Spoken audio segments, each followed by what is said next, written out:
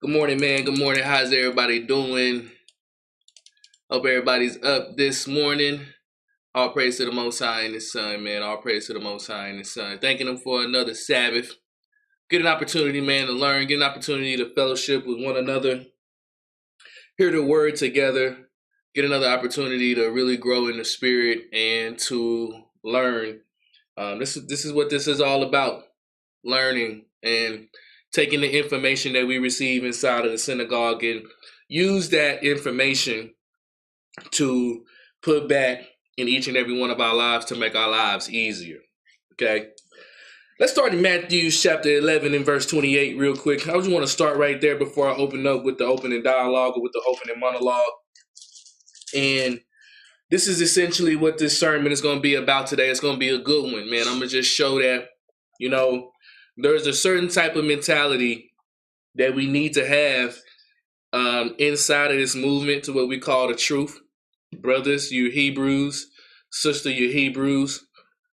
It's a certain type of mentality and a certain type of knowledge that we must have inside of this movement to where we're going to be talking about today that sometimes inside of church settings or sometimes inside of camp settings, certain information is not essentially brought out to the people.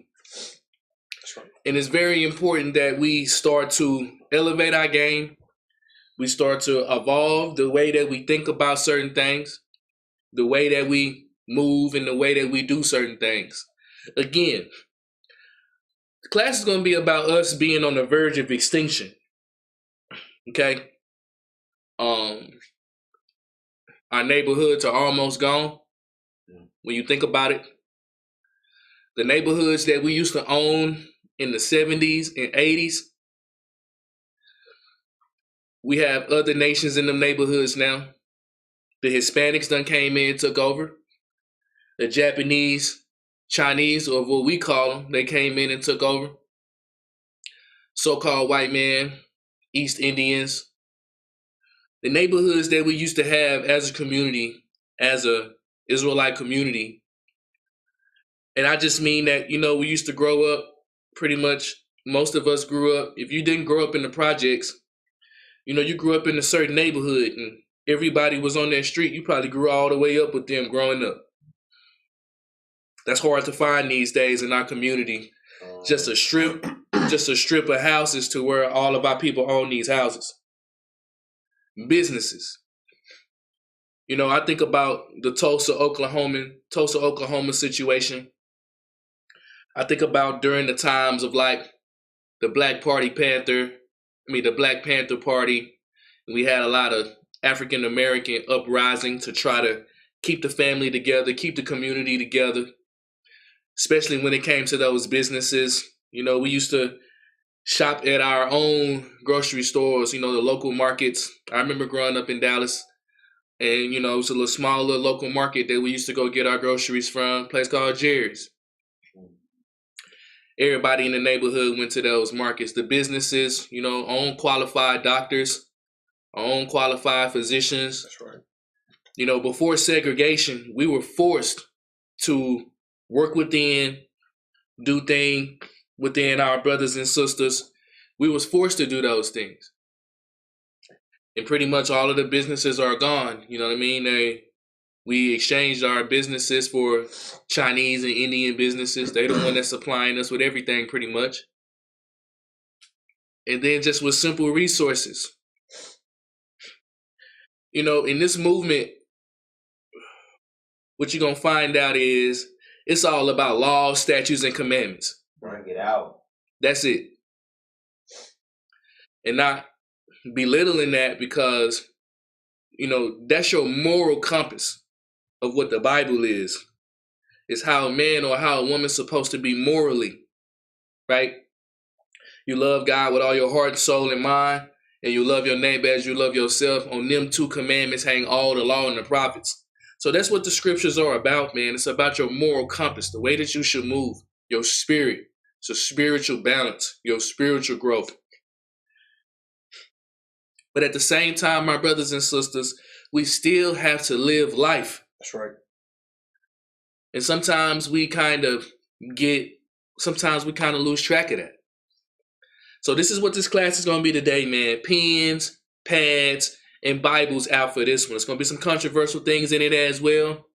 But pens, pads, and Bibles out for this one. This is going to be a good one. We got to reverse this curse, man. When you really think about it, in this truth movement, we blame the white man for everything. Bring it out. And, you know, some of the things are justified. You know what I'm saying? Some things did happen or whatever. And not just with him, within ourselves, within other nations as well. But when you really boil it down, man, we are pretty much doing everything to ourselves. That's right. The scripture says that our people are in captivity for a lack of knowledge. And that goes so deep and so far within our people. Let's go ahead and get started with Matthew 11:28. I'm starting here for a reason. Bring this out. St. Matthew, chapter 11, verse 28. Read. Come unto me, all ye that labor and are heavy laden, and I will give you rest. See, the first thing that we must get under control, brothers and sisters, is our spirit. That's right. That's the number one thing that, you know, when we come into this truth movement, we came because our spirit was not right. That's right. We were going through some type of spiritual imbalance, seeking the Lord, trying to find the Lord, trying to find our spiritual balance, trying to find our righteous balance, and heavy laden with the burdens of life, heavy laden with our own minds, heavy laden with stress that's going on, heavy laden with a lot of things. And that's the reason why we come into the synagogues. That's the reason why we come inside the church, is to receive the rest of Christ. Read. Right.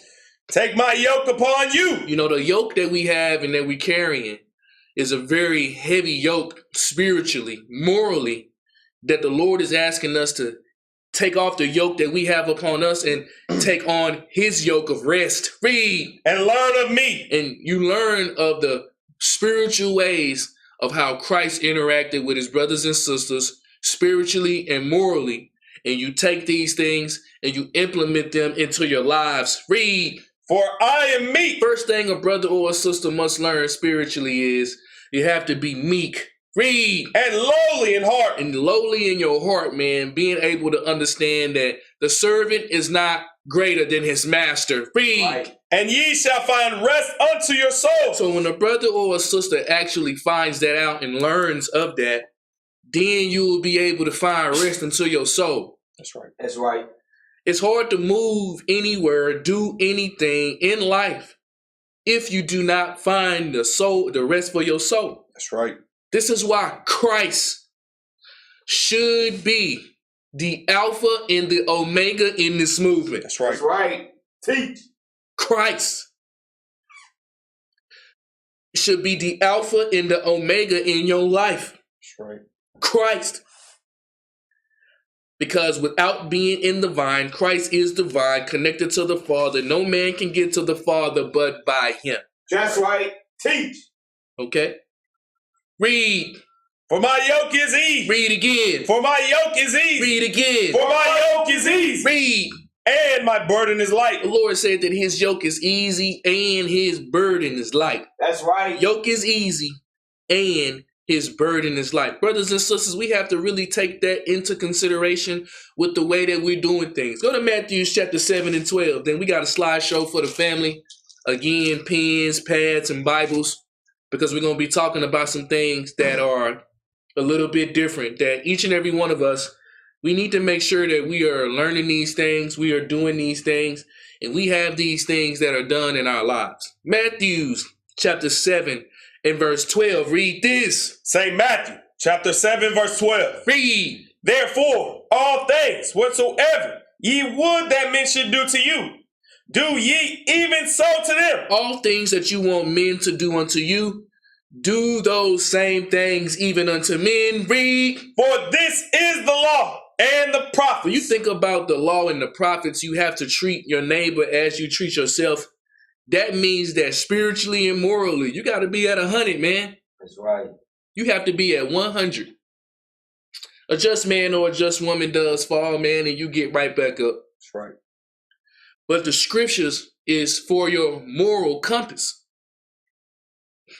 What do you think the 10 Commandments are for? It's showing you how to be morally. It's showing you how to love God and showing you how to love your neighbor. But one thing that our brothers and sisters that we need to start really focusing on, for my brothers and sisters that's out there, go to Proverbs chapter 7 and verse 1. This is one thing that in this movement, we need to take a turn and we need to move fast because we don't have that much time left to be centered around with the same week in, week out teachings. That's Bring right. it out. That's right. We don't got that much time for that anymore. And for our brothers and sisters, yeah, you're going to have newborn babes that's going to come into congregations, and you're still going to give them the sincere milk with the word. Absolutely, okay? Because without a man or a woman coming from that dust of the ground and entering into his Christ mind, entering into her Christ spirit, everything else doesn't work. That's right. Okay? But one thing that we have to understand, Proverbs 7 and 2, read this. Proverbs chapter 7 verse 2. Read. Keep my commandments. Read again. Keep my commandments. Read again. Keep my commandments. That right there, man, that is ingrained in everybody's head in the truth, or what we call the truth movement. That's ingrained in everybody's head. All of the preachers, all of the pastors, pretty much is what they're telling us. Keep the commandments. Keep the commandments. Keep the commandments. Keep the commandments. Keep the commandments. Which a brother or a sister should do, because that's how a brother or a sister enters into eternal life. That's right. But after a brother or a sister learns to keep the commandments, after a brother or a sister learns that they are a sinner and that they need to be reborn again and be reborn into righteousness again, there is one thing that, brothers and sisters, we cannot ignore. That's right. And this is what that is. Read. And live. And what? And live. And what? And live. Bro, you got to live, man. That's right. You have to live. Jeez. And you know, sometimes I don't believe that we believe in that. Teach. Living life. Living life. You see what the scripture telling us? Yes, brother, keep the commandments. Yes, sister, keep the commandments. But you got to live your life. That's right. That's right. You have to live. Teach. You have to live life. And we catch ourselves, man, in this mode of our lives is the commandments. No, it's not. No, it's not at all. Listen to what I'm saying. Pens, pads, Bibles out. Pens, pads, and Bibles. Read it again from the top. Verse 2. Keep my commandments. You see, we know that all the time. 613, you know what I'm saying? Fringes, beard, right? No pork. But the flip side of that, to where Israelites, bro, we struggling, man. We struggling on this part as a nation to do this. Read. And live. And what? And live. And what? And live. That part right there. That's right. Bring it out. You know, that doesn't have the highest of importance on our spectrum the way that we do things. You know, there was a moment in time in the truth movement, man, to where essentially, you know, it was demonized to go out and live your life, bro. That's right. Because that wasn't what the commandments was about. Brothers and sisters, they didn't want to go buy a home. They didn't want to upgrade their cars. They didn't want to do their businesses or anything like that, or get out and have any resources on their own.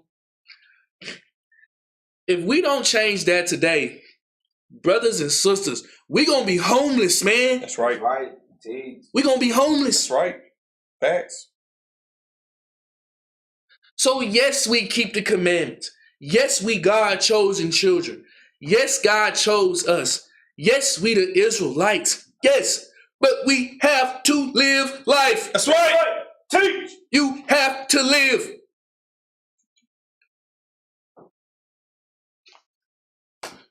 When you, let's go to the slideshow, brothers. Let's go to the slideshow. We got a good one. Again, pens, pads, Bibles. Let's get some interaction going in the chat as well. Facebook, Twitter, YouTube. Let's go ahead and get some interactions in the chat. Put a 1 in the chat, brothers and sisters, if you're awake this morning. It's 8:50. We just started class about 20 minutes ago. Put it in the chat, brothers and sisters. Put it in the chat. Put it in the chat, brothers and sisters. And put a 1 in the chat. If we still got everybody going, let's go. Let's go. Put a 1 in the chat. Let's see who up. Let's see who up. Facebook, Twitter, YouTube. Put a 1 in the chat. Come on, baby. Let's go. Let's go. Put a 1 in the chat. We got a good one today. We got a good one. Put a 1 in the chat. That's right. Make sure that we liking the videos. Make sure that we sharing the videos as well. This is good knowledge. This is right knowledge.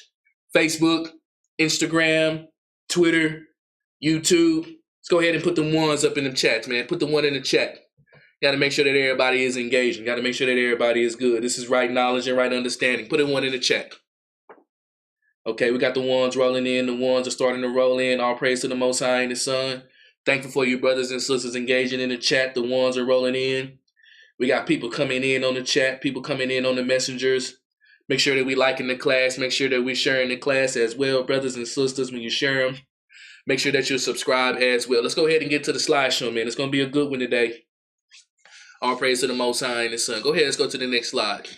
Put me down at the bottom of the screen. All praise to the Most High and the Son. We got Israelites on the verge of extinction, man. That's right. Israelites on the verge of extinction. By simply not understanding how to live life. If you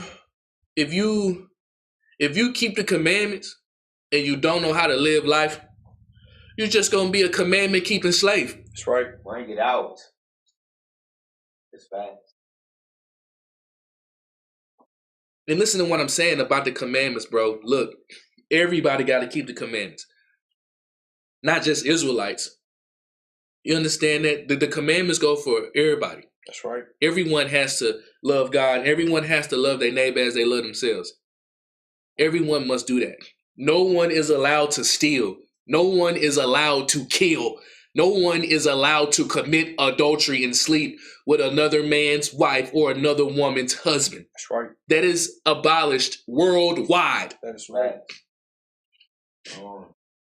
But we got to live life. And we on the verge of extinction. Go to the next slide. Think about it like this. The scripture tells us that Israelites suffer captivity or poverty because of lack of knowledge. That's what the scriptures say. That the Israelites, we suffer captivity and we suffer slavery, poverty, because of a lack of knowledge. I understand the transatlantic slave trade has been beat in y'all mind over and over. And we are in captivity because of sin, and that is true. But sin is equated with no knowledge. That's right. Bring it out. A brother or a sister that doesn't have knowledge is going to be in sin. That's right. So the true requisite of this is being in captivity is simply because we have no knowledge. Let's go to Isaiah chapter 5 and verse 13 real quick. Let's go ahead and get some understanding on that. And get these other type of concepts that essentially, we really don't hear, man. It's time for our people to really start getting these things rung in their ears when you're thinking about scriptures and things of that nature. When a man or a woman does not have no knowledge, you're going to be in sin.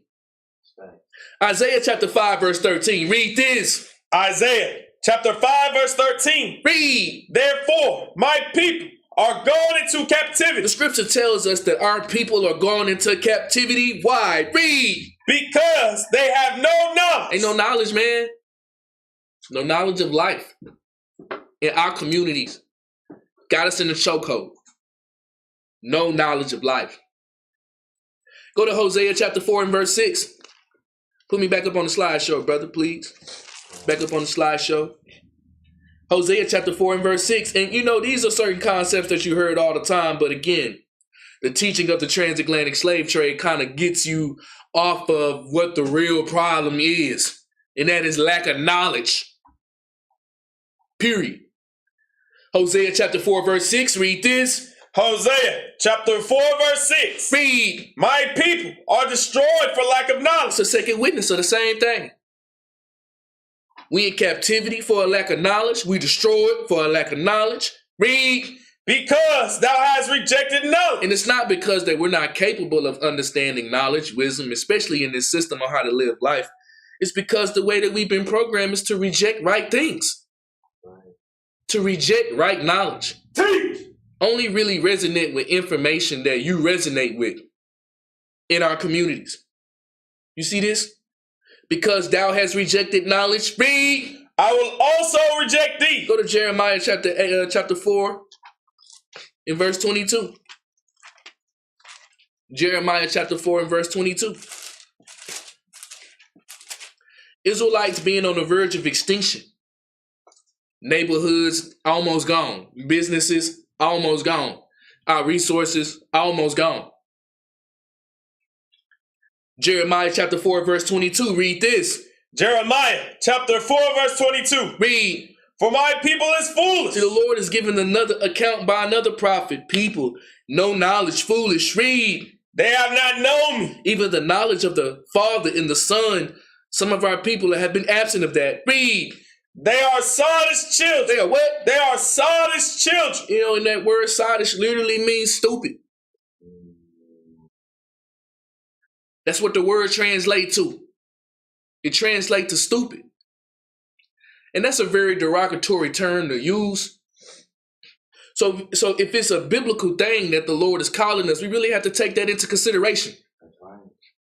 If the Lord is saying that we in captivity because we have no knowledge, if the Lord is saying that our people are destroyed because we have no knowledge, and we have another account, and of course I could have went all throughout the scriptures and showed this, right? But I'm just trying to put it into a presentation format.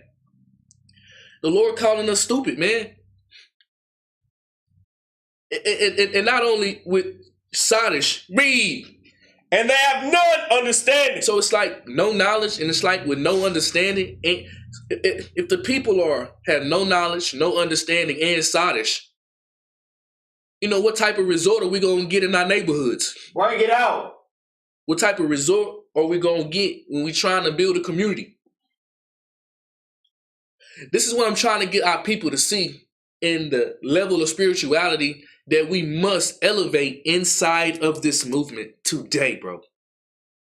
Or else, listen to me, okay? Sottish children, none understanding. Read. They are wise to do evil.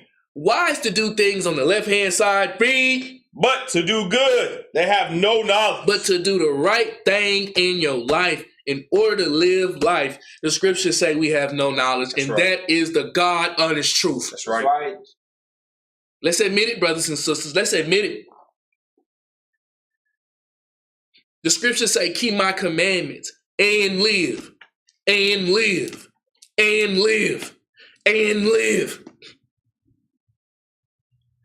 The Bible has a lot of things inside of it, but the scriptures does not have everything inside of it. Bring it out.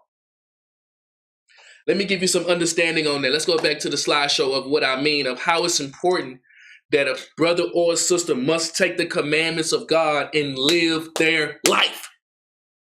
Live your life. That's right. In them green pastures, with the abundance of blessings that the Lord has for us. We're not of this world, man, but we live in the world. That's fact. We live here, bro. Bring You have it to out. wake up here. You have to go to sleep here. The system, we live in the system. Obviously, we're not of the world. Obviously, this is not Christ's kingdom. Obviously, that we are the Israelites, but we still have to live in the world. That's right. Right. Teach. And our brothers and sisters, sometimes, instead of having that balanced scale, the scriptures say a false balance is an abomination. Sometimes we put the commandments here in our lives down here. Bring it out. Most of us, man, we put the laws up here And our responsibilities, our daily life responsibilities down here. Bring it out. It has to meet, man. It has to balance because they intertwine with each other. Living life, they intertwine. Living life. Let me get some examples on that, brother. If you can go back to the slideshow, please. Go to the next slide. Now, you're talking about knowledge, right? I got this book right here. I bought this book, man, when I was like 20-some years old, right? This is a deluxe edition of the Black Laws Dictionary.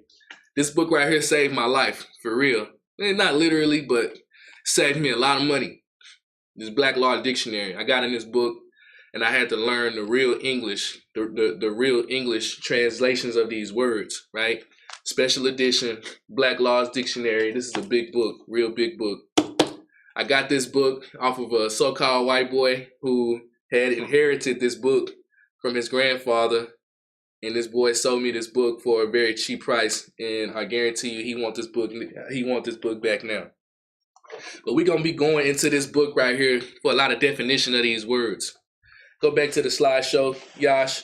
And I'm going to need you to go to page 1012 in the Black Laws Dictionary, the 4th edition special deluxe. We're going to go to the Black Laws Dictionary. The scriptures say that we in captivity for a lack of knowledge. What's the definition of knowledge? What knowledge mean? Page 1012. Definition of knowledge. And we're going to read right here where it say personal knowledge, right? We're going to read this. Put me on the screen at the bottom, Brew. We're going to read this definition of where it say knowledge, right? Go ahead and read this definition, Brew. The Black Laws Dictionary, page 1013. Personal knowledge. Knowledge of the truth in regard to a particular fact or allegation, which is original. It does not depend on information or hearsay. Personal knowledge of an allegation and an answer is personal knowledge of its truth or falsity. And if the allegation is a negative one, this necessarily includes a knowledge of the truth or falsity of the allegation denied. When you think about that, you think about knowledge. Knowledge is simply to know. That's right. That's all it is. It's just to know. And the Lord is proclaiming to us and said that our people are destroyed for a lack of knowledge. That means that there are things that we simply don't know. The word to knowledge, right? The prefix of that word is know. When you don't have knowledge, it simply means that you don't know. Now, you don't know, you don't have to have the knowledge of everything around the world. But the book of Ecclesiasticus, chapter 5 and verse 15, the scripture tells us to be not ignorant of anything that is great or of a small matter. So you should have some type of knowledge or some type of know about a lot of things. You should. Okay? But knowledge just simply means to know. Our people are in captivity because a lot of things we just don't know. And we should know as a nation. That's right. We promote in this movement that we build in the nation. You need knowledge to build the nation. Right. You can't build if the people don't know. Because knowledge is either prosperity or knowledge leads to poverty or knowledge leads to captivity. Let's go back to the slideshow. And as adults, man, and as brothers and sisters, go to the next slide. And as adults, and as brothers and sisters, inside of this truth movement, there is no excuse at all. If we say that we the chosen ones, if we say that God dealing with us, if we say that God not dealing with no other nations, if we say that we the chosen people of this planet, everybody else in the world got to come and learn from us. There's no reason why all the adults in our nation don't know how to do this. That's right. Bring it up. No reason. That's right.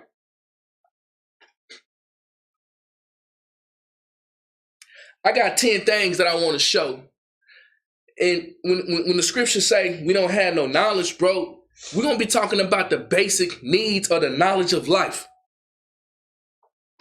Brothers and sisters, the basic needs for our knowledge of life.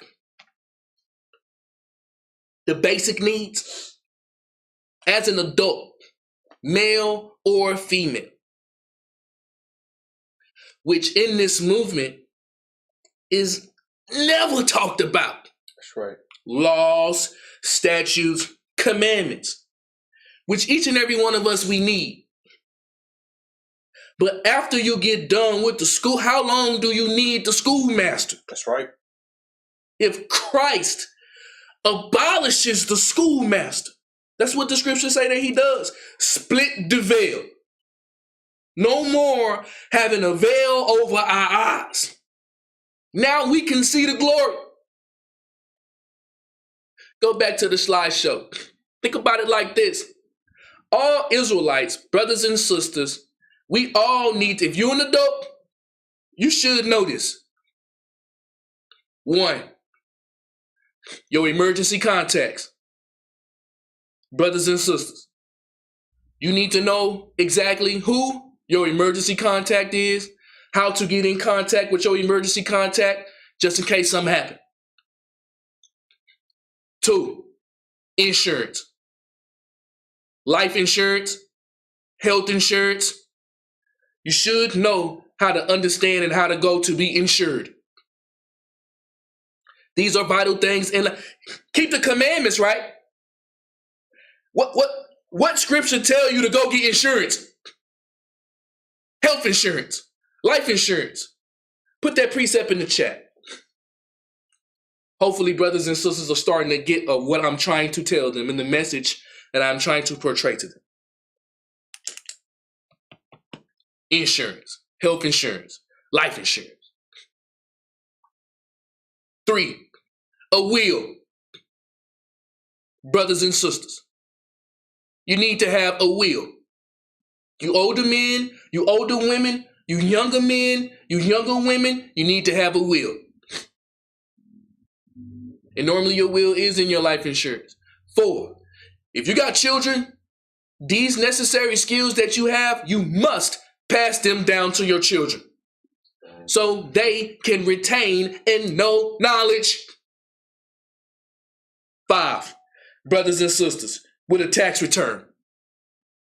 They've been playing the tax game on us ever since 1913 when they invented the fiat system. 6, budgeting. Knowing how to manage your funds, knowing how to manage your money, knowing how to manage your bills. Our bills should be on automatic pay. 7, your housing situation. Where are you going to live? How long are you going to be there? What are you going to protect you and your family? 8, your income. Your job, your career. It need to be clear-cut, understand, you know what you're going, and you know what you're doing. 9, all of your documents, your special documents, it needs. You need to know where your birth certificate is, your social security cards, your bank statements, your bills with your name on it. You got titles and deeds to land. You got titles and deeds to property. You got titles and deeds to other commodities. You need to know exactly where these things at. And the most important thing, we need to know how to preserve all these things. That's right. Preserve it all. This is information that you should have received from your mother and your father. That's right. This is common sense household information. But again, go back to the slideshow. Sometimes I believe that this is not important to my people.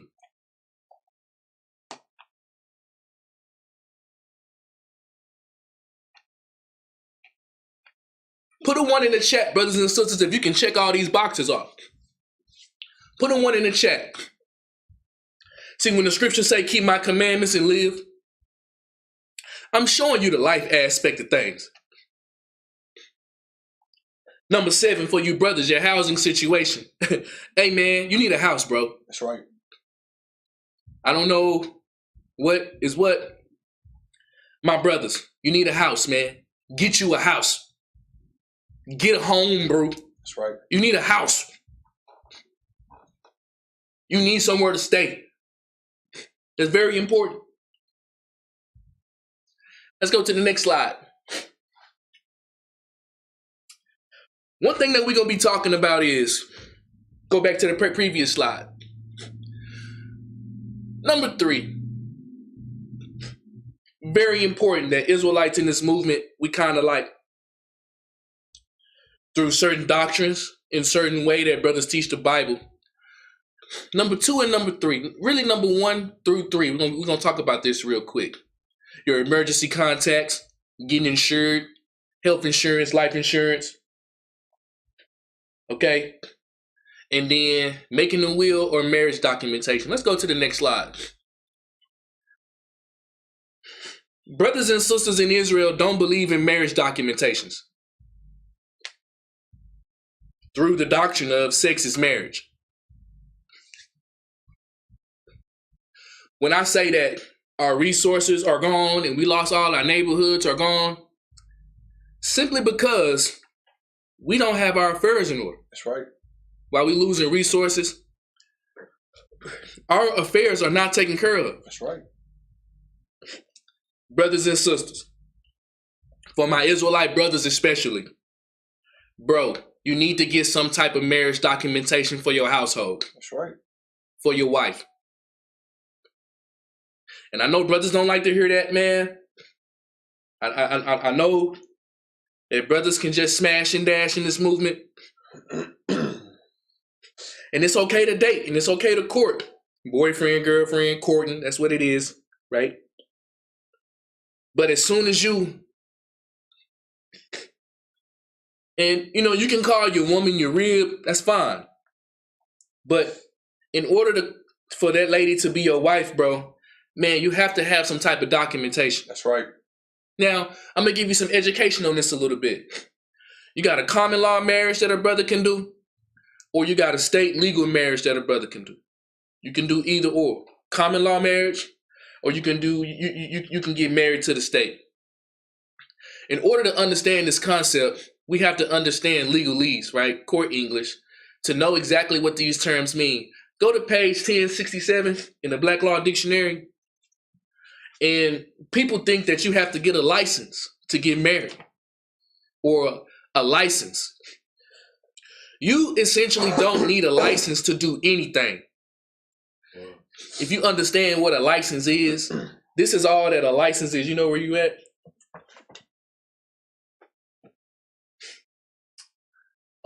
No, just read that right here on the screen. Common law marriage versus legal state marriage. The last thing at the very bottom. The definition of license. A permission accorded by a competent authority conferring the right to do some act which without such authorization would be illegal or would be a trespass or a tort. So basically what a license is somebody is giving you permission to do something you can already do. It's just a person that is ruling over that. They have to give you permission to go and do something that you can already do. Like, you don't need a driver's license to physically get in a car to drive it. I remember growing up being young, you know, my dad had me behind the wheel when I was 13, 14. When T. Jones used to get pissed, she used to hate that, but I ain't had no license, but I was physically able to get in the car and drive it. But in order to comply with the compliance, you have to get a license. But a license is just a legal documentation to give you approval or to give you the stamp to do something that you can already do by yourself. So you do not need a license. Just like how you can go into the store and purchase a gun. Because you don't need a license to purchase a gun, but you may need permission to hold it on your hip. Right. Even though you can do it anyway. Let's go back to the slide. Hopefully everybody learning, man. Hopefully everybody's in the spirit line. Let's go to the next slide. Right? You had a common law marriage or you have a licensed marriage. And all of this information goes into the reason why that we are in captivity. All this information goes into the reason why that our neighborhoods are being stripped underneath us, my businesses are being stripped from underneath us, that our property has been stolen from beneath us. Because, brothers and sisters, when you get to that aspect of when you forcing our brothers and sisters to live life, they don't want to do that. We just want to do the status quo to get away. Put me back up on the slide. I'm telling you, sisters, this is the real deal. You got legal state marriage. You got legal state marriage license. This is what we try our best to tell our brothers and sisters, that if you know how to handle your own affairs, we do not advise you get a state legalized licensed marriage. Again, remember what the understanding of what a marriage is. A license is essentially you are giving away your authority over something that you already legally own. You're giving away power of attorney to somebody to manage over that license that you have. I'm going to read the definition of this. It says it gives power of attorney. It gives full oversight rights over to the terms and condition of said marriage. Any changes or divorces that may come in the future, the government has to approve of it, giving over power of your marriage to the state. This is the reason why that we don't promote you getting a state license. But if you know how to handle your affairs, a state license can be very beneficial for brothers and sisters that know how to operate the system. Very beneficial. But again, I'm just giving prerequisite information. Let's go back to the slide. Let's go back to the right. Now, this is very important that you understand what a common law marriage is. This is what we do support for our brothers and sisters. But again, we're going back to the first couple of slides and the thing. Go back, Brew. Go back all the way right there. We're going over the basic knowledge of things of life. When the Lord say, keep my commandments and live, all of our brothers and sisters need to do these things. Right now, we're talking about emergency contacts. We're talking about our brothers and sisters need to know the knowledge of getting insured, health insurance and life insurance. And I'm teaching my brothers and sisters that it is very important that you know how to make a will and have some type of marriage documentation for various reasons that we're going to get into. Go ahead. Couple of slides forward. Right there. Common law marriage. We got page 346 out of the Black Laws Dictionary. And we're going to get what a common law marriage is. We understand what a state legalized marriage is. Now we're going to understand what a common law marriage is. And I understand, man, that this information is unorthodox. You know what I'm saying? This is not bombs and ships and, we're going to take over. This is like real life knowledge, bro, that sometimes we get ourselves in this truth movement. We just kind of throw this stuff out the window. And this stuff is equally as important as the scriptures. Equally as important. And we need more brothers and sisters to come out and start teaching this information and start teaching this knowledge, man. Stop being scared. Use these platforms and use them to be able to teach them. You know where we at? Yes, sir. Common law marriage. Read that right there. The Black's Laws Dictionary, page 346. Common law marriage. 1, not solemnized in the ordinary way, but created by an agreement to marry, followed by cohabitation. A consummated agreement to marry between persons legally capable of making marriage contracts, per verba de presente, followed by cohabitation. Read that. So it's like this. When you have a common law marriage, all it is just an agreement that a man or a woman drafts up and they agree to marry. And you follow that marriage document by cohabitation and you consummate the marriage. Put it back up on the screen, bro. And you consummate that marriage by cohabitation, the man and the woman, they start to live together, and you consummate their agreement to marry between the man and the woman. That's all you need. You can draft this up yourself without the state and have legally binding information, have a legally binding contract agreement. That's essentially what it is. It's a contract agreement, legally binding, And you can have that in writing. Go get it signed off by a notary, a third witness. You can get that sealed, and that's a court law-abiding document, sealing your marriage. Now, by not having these things, do you understand that our brothers and sisters, by simply not having a will or not having some type of marriage documentation, do you know that that leads to gentrification of the neighborhood? That's right. Bring it out. That leads to gentrification of the neighborhood. You know, we are the white man, he did this, he did that. The white man ain't got them power over them Cambodians that's in our neighborhood. That's right. Never heard them say that. They got their affairs in order. A lot of these Hispanics, never heard them say that, do you? Most of them got their affairs in order. Them East Indians, them South Asians that's coming over to America, slashing the whole neighborhood. They ain't worried, they ain't cry about the white man not one time. That's right. Bring it out. Because when the Lord say keep his commandments and live, us as a nation, that don't matter to us. Bring it out. Our people are in captivity because we have no knowledge. My people are destroyed because of a lack of knowledge, and we reject knowledge. That's right. This is the importance of, and this is square one, man. Let's go to the next slide.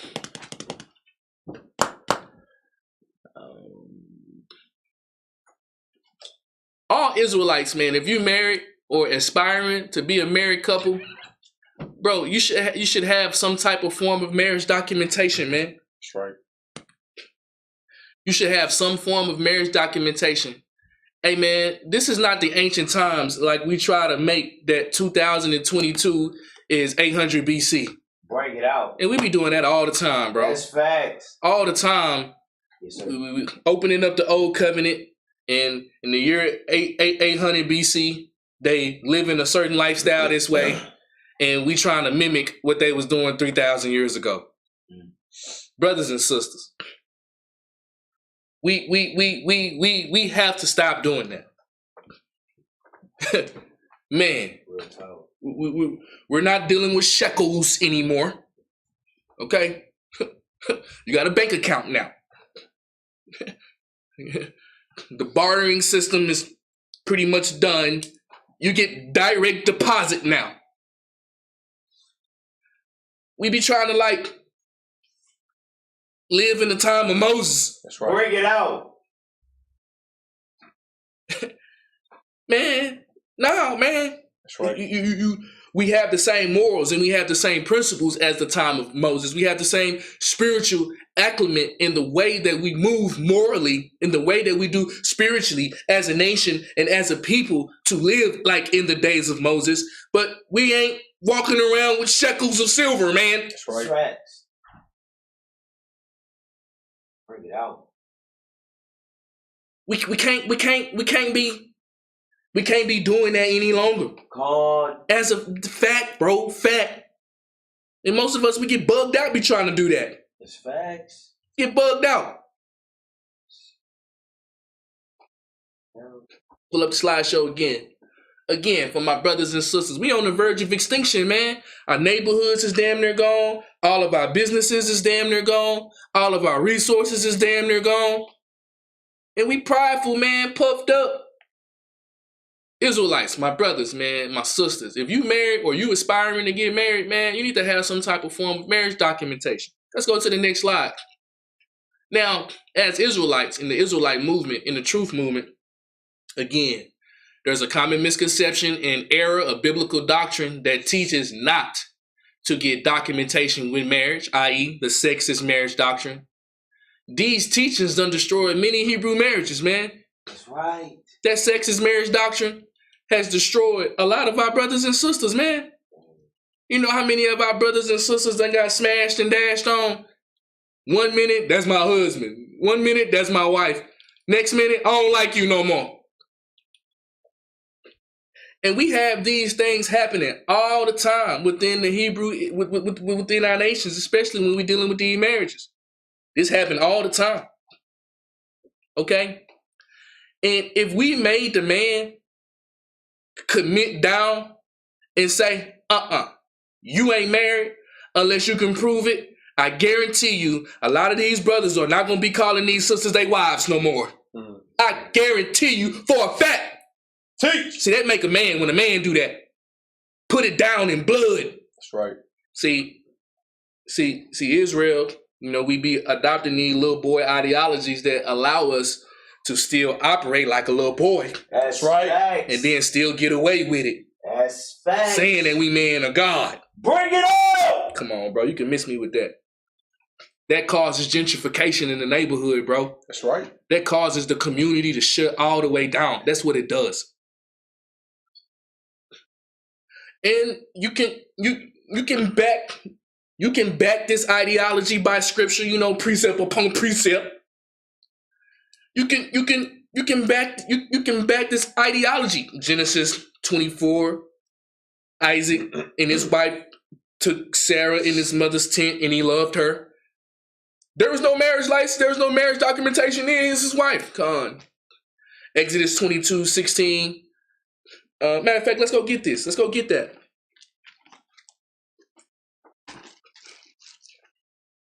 Exodus 22:16. And these are the common things that we use to solidify that type of lifestyle or solidify that type of living, right? And that is that it's like I say, and you can vouch for it. I had a sister call me the other day, it's a couple of months ago, and she asked me the same question. She said, well, if I go to one book, another book say something about a marriage documentation, and then another book say something else about a marriage documentation. And I said, it don't say something else. It's just sometimes you get partial information in the scriptures. Every time the whole law is not written out at one time. Sometimes the law is breaking up into different parts. Let me get some understanding on what I mean. Exodus 22:16. Read this.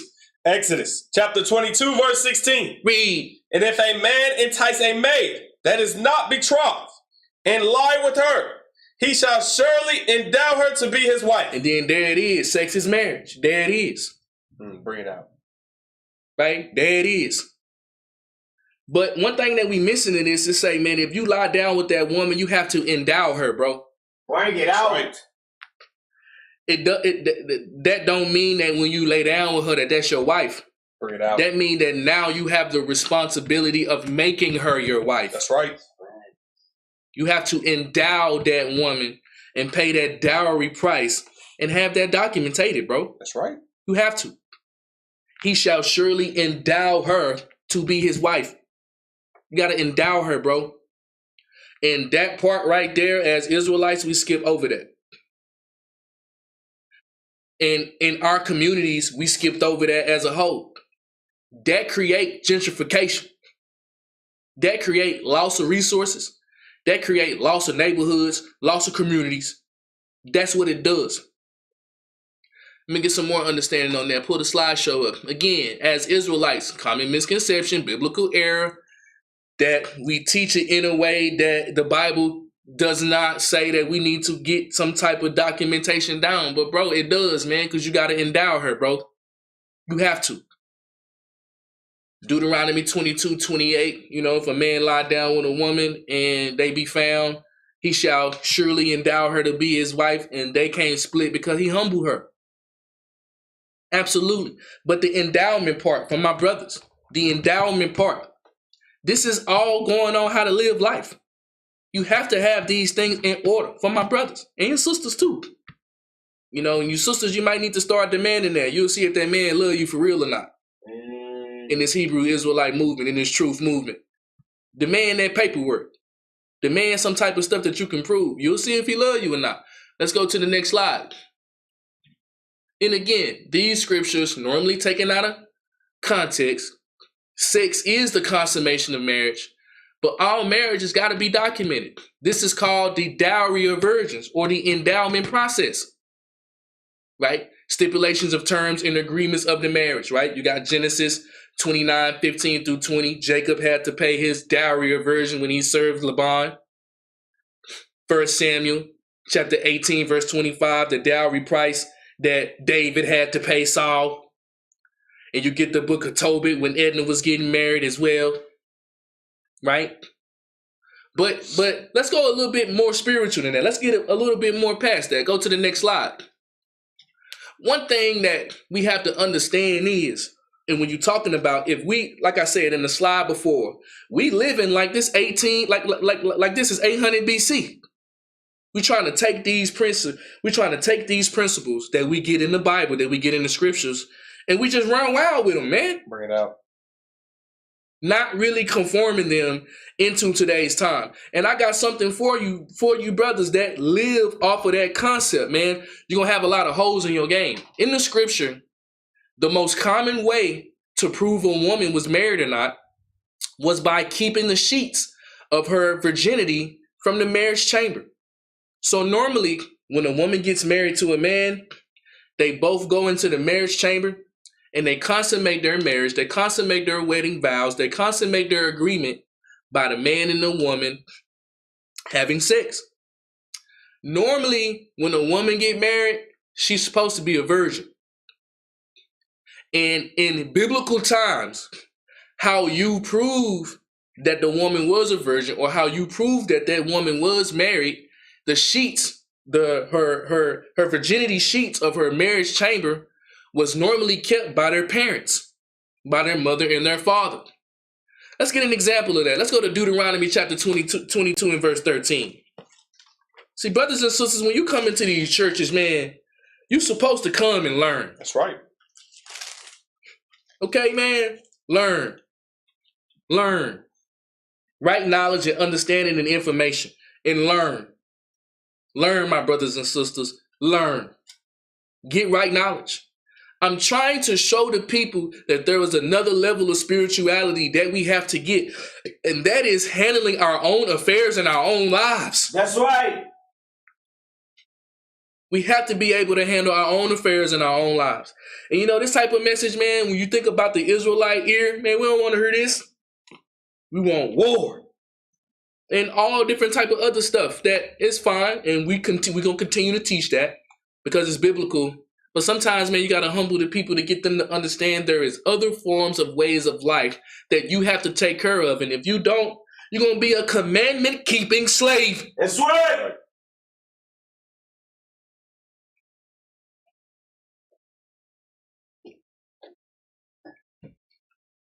Deuteronomy 22 and 13. Let's read this.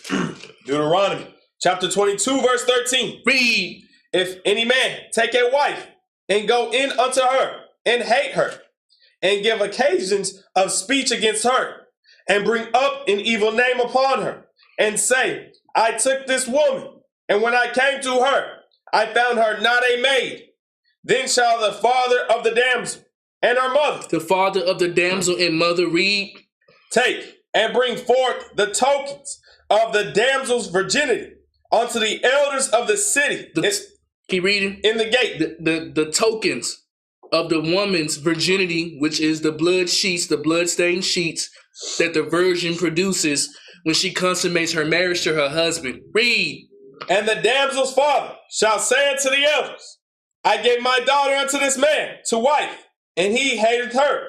And lo, he hath given occasions of speech against her, saying, I found not thy daughter a maid, and yet these are the tokens of my daughter's virginity.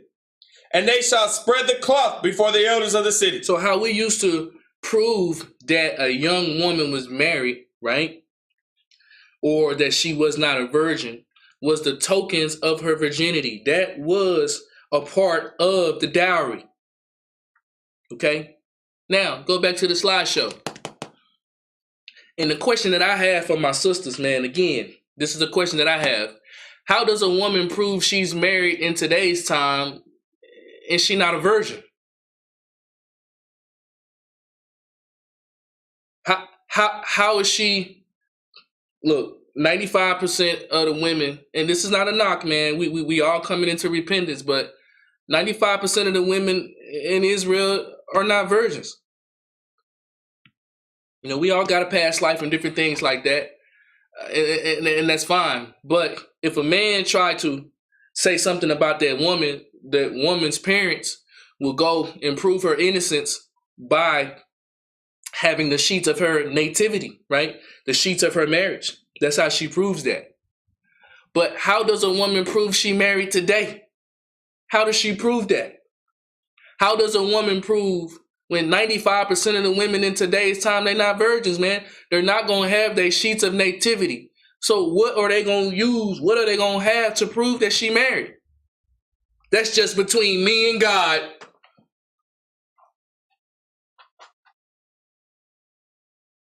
And that's the type of ideology that we done adapted. That causes gentrification. That causes loss of businesses. Right. That causes loss of resources. And that causes loss of the neighborhoods. Bring it up! Ain't nobody assigned for nobody.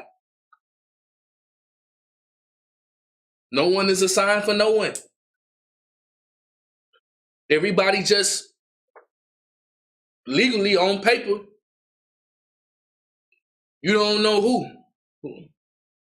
You don't know who the mama is, the son, that late son coming up, because daddy didn't sign the birth certificate, so the daddy ain't there. So when the daddy die, no assets go to his son because his son ain't on the birth certificate.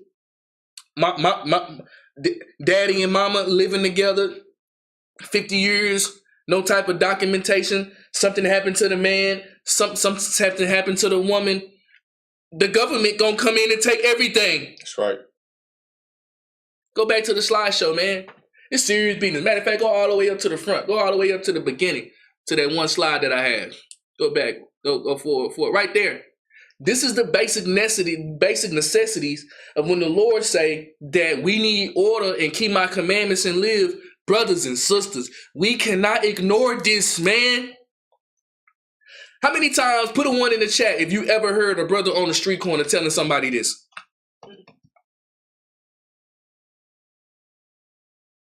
Never. Never. Absolutely never. You never heard this. You never heard this. You look it up, Esau. every video, Esau. Damn, man. Esau, Edomite, Esau. My God, bro. Put me back up on the slide. But bro, Esau ain't got nothing to do with this.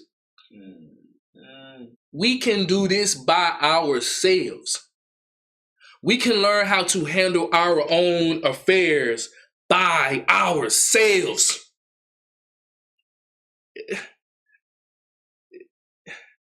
Updating your emergency contacts, getting insured, life and health insurance, bro, a will, some type of marriage documentation, teaching your children various skills of life, knowing how to file a tax return, knowing how to budget your money when it comes to bills, understanding that if you a man, you need some type of living home situation. You need to know what you're going to do for a career or for a job, or you're going to be hopping from job to job for the rest of your life. All of your documents, your birth certificate, your social security cards, your bank statements, your titles for your deeds and stuff like that, to preserve everything that we have. If we do not have all of these things in order, everything that we own is going to go to the other nations. That's right. Because they're just going to go and grab it from us. They're going to come and take it from us. They don't like us. Oh, they hate us. No, they don't. They look at us as a people that don't have no knowledge. That's right. And when we get our things, we're going to run into the ground, drive the property value, drive the value of these things all the way down. That's right. Easy for the picking for the other nations to come in and get it. That's right. Now we're going from apartment, to house, the home, the job. Come on, man.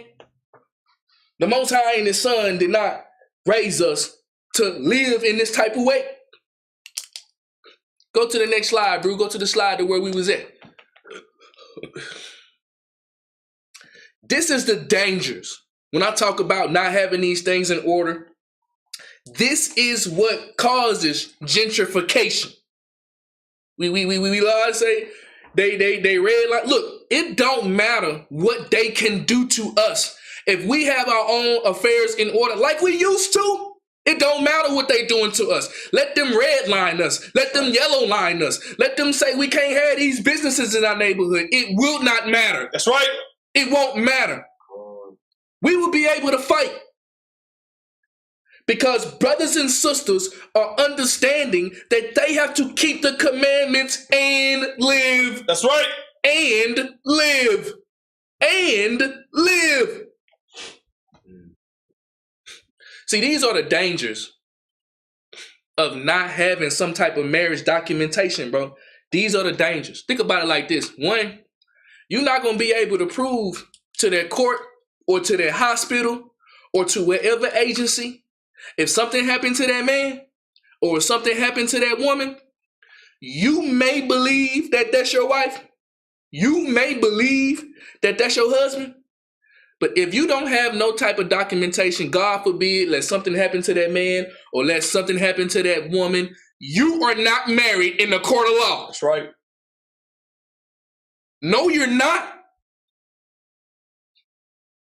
If something happened to that man to where that he needs someone else to make a decision for him, something may happen to the man and the man can't respond automatically right at that time, and he need an authorized representative or somebody that has power of attorney over his estate to make a life-changing decision or a life-altering decision, you, sister, will not be able to go into that hospital and tell them doctors anything. That's right. No, you will not. You know how dangerous that is, man? Brother, if something happened to that woman and there is a life-changing decision that need to be made and you do not have any documentation, you can't go into that courtroom and say nothing. That's right. The government gonna take it. The government is going to act as power of attorney at that time. Or you better call her mama, or you better call her daddy, or you better call your mama, or you better call your daddy. You see, this ain't just like biblical precept. This ain't just that. Bro, this is real life. That Israelites, 613 commandments, have your beard on, have your fringes on, go to church on Saturday, go to the street corner, you good. Bring it out. You good. You good, bro. That's all it takes to be an Israelite. We're not in Egypt no more, bro. Nah, we're not in Egypt no more. We are going to act as the prime class of society of people that we are. Pull it up again. The dangers, bro, of not having some type of marriage documentation. You will not be able to prove that you're married in the court of law, in the hospital, in a lawsuit, or period, bro. And I understand, man, that, God, the father may look down and say that you're married, husband and wife. Sex is marriage. I'm giving it to you in real life, though. The court don't abide by sex is marriage. The hospital don't abide by sex is marriage. Right. That business or them taxes don't apply or don't abide by sex is marriage. That's right. This ain't the time. This ain't the 800 BC, man. Teach. This is not the time of Augustus Caesar and them and stuff, bro. We in 2023. Let's just say that if you a man and you a woman and you with somebody, right? And you don't have no marriage documentation, let one of them pass away. God forbid. And let's just say if that man owns something, may own a business or two. May own a property down somewhere with his name on it. And the affairs and things are not in order as they should be, which just take an hour in the signature. Signed, laminated, notary, done. Sister, and you believe that you are his wife. And if something was to happen to that man, sister, none of those assets are going to go to you. I'm sorry. None of them are.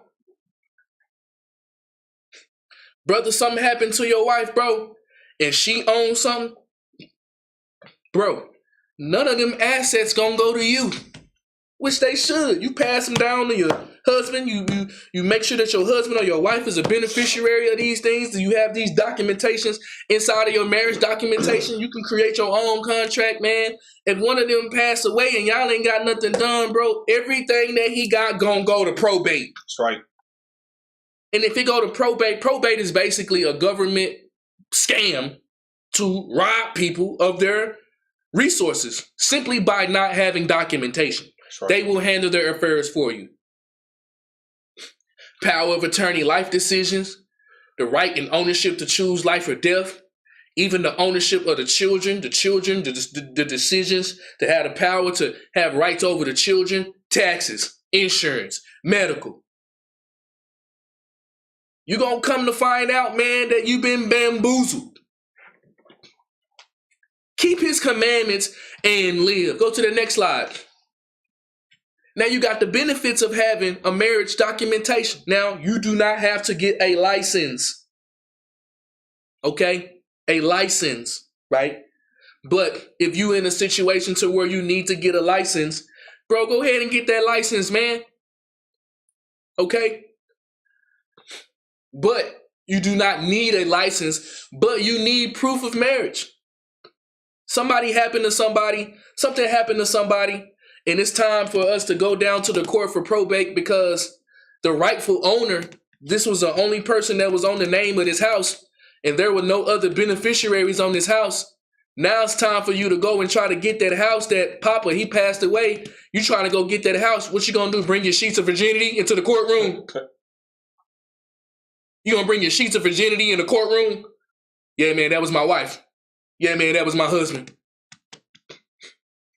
We have to stop the madness. Please. We need to get our affairs in order. That's right.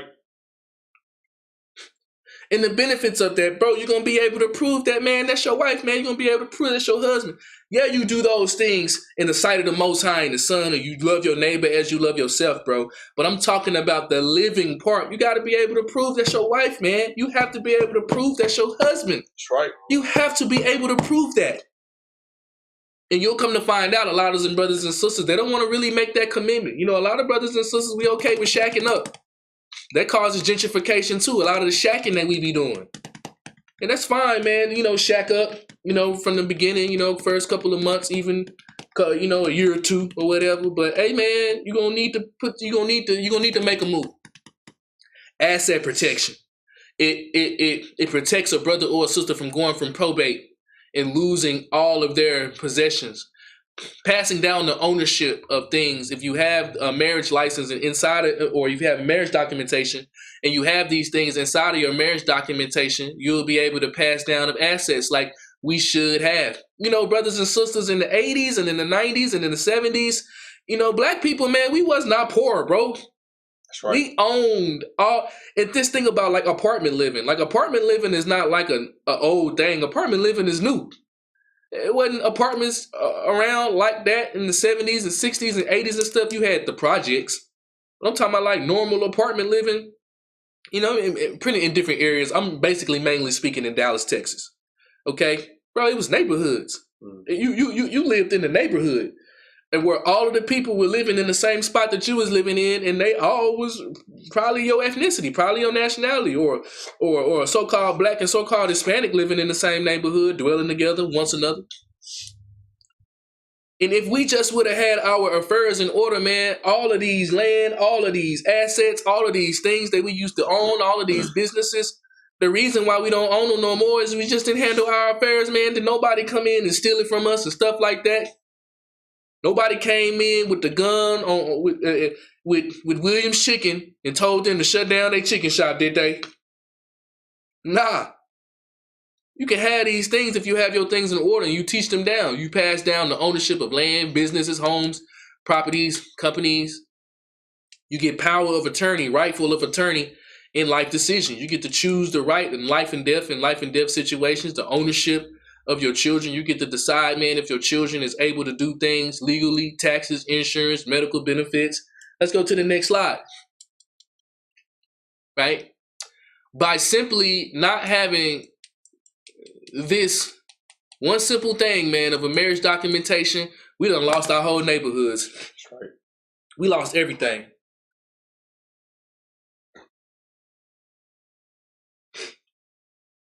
Simply because we refuse to live life. Simply because we refuse to have our things in order. And you have the generation that is living in their 80s right now, their 90s, and in their 70s. You know, they grew up in a different type of environment. You know, they grew up agriculture, like the economy changes over the years. So they were able to keep their families together because they lived in the fields, right? It was an agricultural based economy. So the man and the woman, they was able to, they believed in core values of taking care of the land, making sure that the land get passed down to the children, showing the children that they need to go up and live in the land. Then the economy changed to industrial. So then you start to see all of these plants grow up. That's when General Motors came out of nowhere and just manufacturing the things start growing. And the man and the woman, they were still living together. The man would go and work in the plant. And then the woman, she would stay at home. And then now we're in a digital economy. In our generation, man, we just say F it. You know what I'm saying? We want to be on the video. None of these things are of importance to us. In the baby boomer generation, right? The baby boomers, the ones who was born in the 60s, from 1961, the ones who was born in the 60s, late 50s, late 60s, within that 10-year period, they feeling the heat the most. That's right. They feeling the heat the most. They in their late 50s, they going into their early 60s, and they realizing that they should have had their affairs in order. That's right. See, my generation, man, the 30s and the 20s and stuff like that, you know, we young and dumb. We really don't realize it. But this is the information that really need to be coming out, man, from you elderly women and you elderly men. But you brothers just be sitting on y'all can, man. That's right. Waiting for the Shabbat, waiting for the preacher to tell us everything. You know, use these social media platforms for good, man. Use these platforms to speak out truth to the younger men, to the younger women, or the things that they need to have, man. Y'all was the ones that lived through it. You had your opportunity to live through it, to make a mistake, to rebound, to live through it again, to make another mistake and rebound again. Bro, put us on game, man. That's right. Bring it out. Put us on game.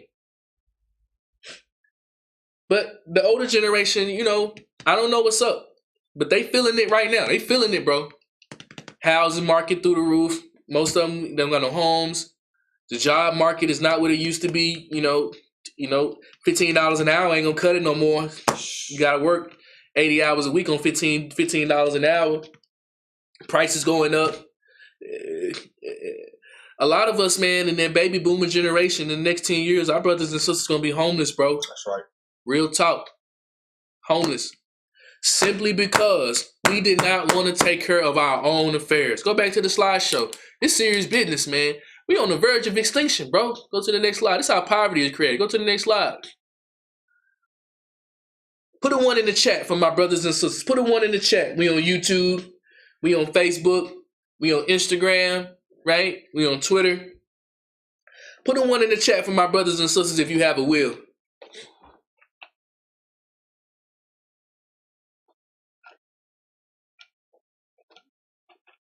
Put a 1 in the chat if you got a will. My brothers and sisters, put a 1 in the chat if you got a will. Let's get these engagements up. Let's get these likes up, man. Let's share the video. Let's get more people. Let's get more people involved in this, man. This is real life stuff, man. This right here. I understand, you know, self-examination, but this will make you examine a whole lot of things. A whole lot of things on how we moving. Whole lot of things, you know, a lot of us playing games, really not taking life serious as we need to. This gonna really put things in perspective. Put a 1 in the chat if you got a will. It don't matter if you're 20, don't matter if you're 30, 40, 50, 60, 70. Put a 1 in the chat if you got a will. The right thing to do, my brothers and sisters, is as soon as you born, your life expectancy clock is running out until it expires. That's right. As soon as you born.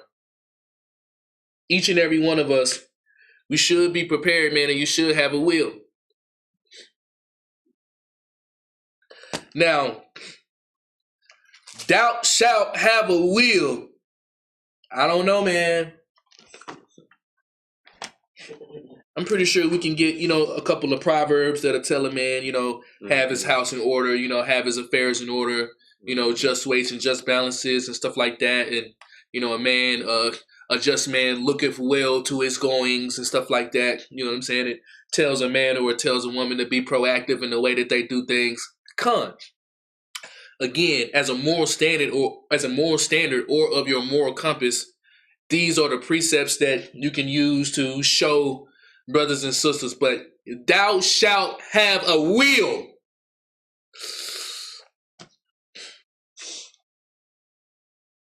That's not 613 commandments. Break it out. And this is what I'm just trying to get my people to understand.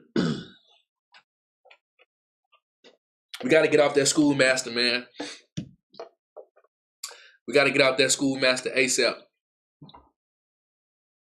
How many Israelites got wills, man? I mean, you don't know what's going to happen today when you live your life. You don't know what's going to happen tomorrow when you live your life. See, we love to say the white man. Well, you know what that white man got? That white man got that trust. Bring it up! Guaranteed. That's facts. You see that business been open since 1904, since 1917, since 1931, since 1945. Oh yeah, that white man, he got that insurance. That's right. Hey, yeah, facts. See, he got them documentations, bro. He know exactly where his will at. He know exactly where his deeds at. He know exactly where his title's at. That's right. See, with us, the pride of God, the pride of God, the apple of God, hell nah. Nah. We just like,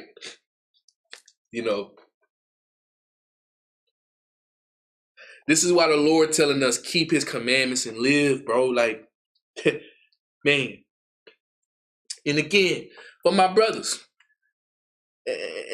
and that's why I'm encouraging a lot of my brothers to sit down off of that mic, bro. I'm encouraging a lot of my brothers. And with the word coming out is good, man.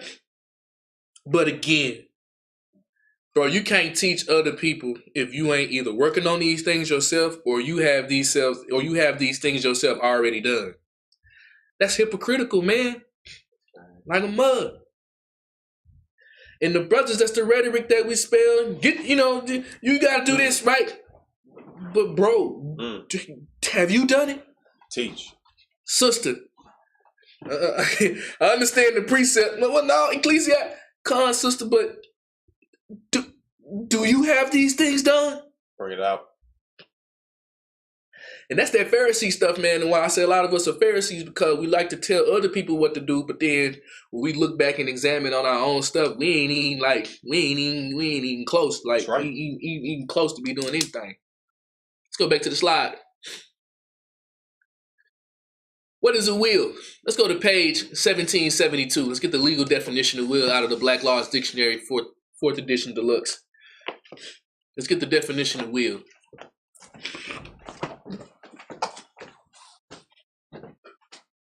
Get the definition of will real quick. We on Black Laws Dictionary. For the definition of will. This first part right here, read the word death. The Black's Law Dictionary, page 1772. Law of wills.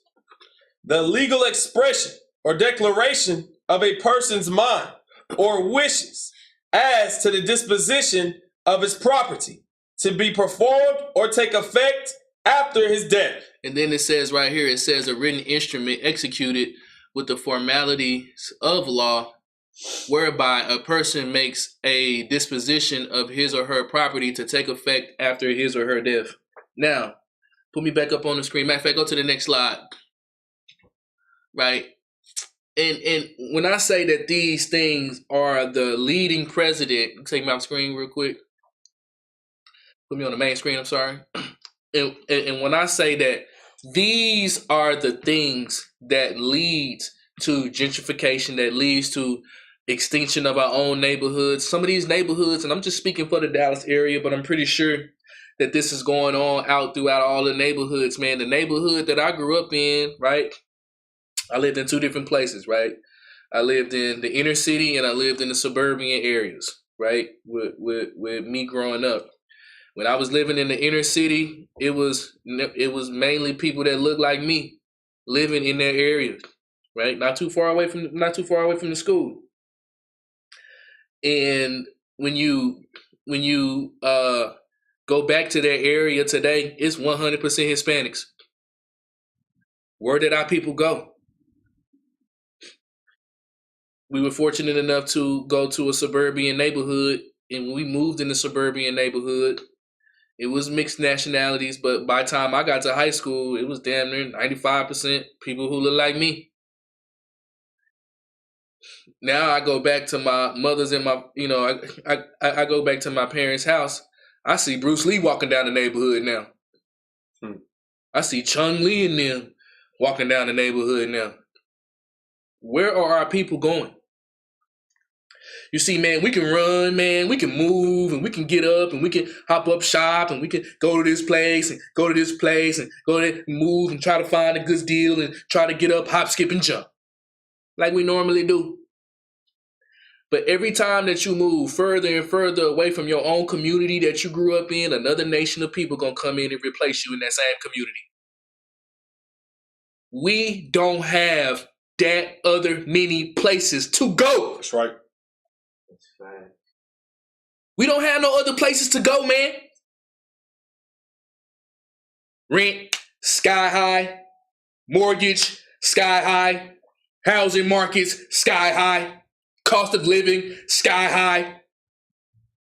Being in a relationship, sky high. Cost of children, sky high.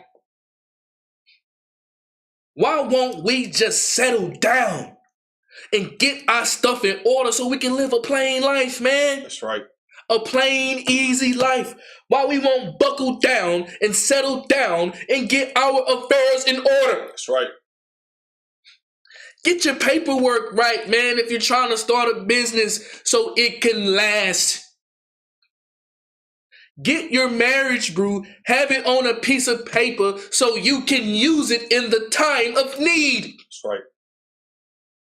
Have a will, my brother. Have a will, my sister, so you can preserve your children's life.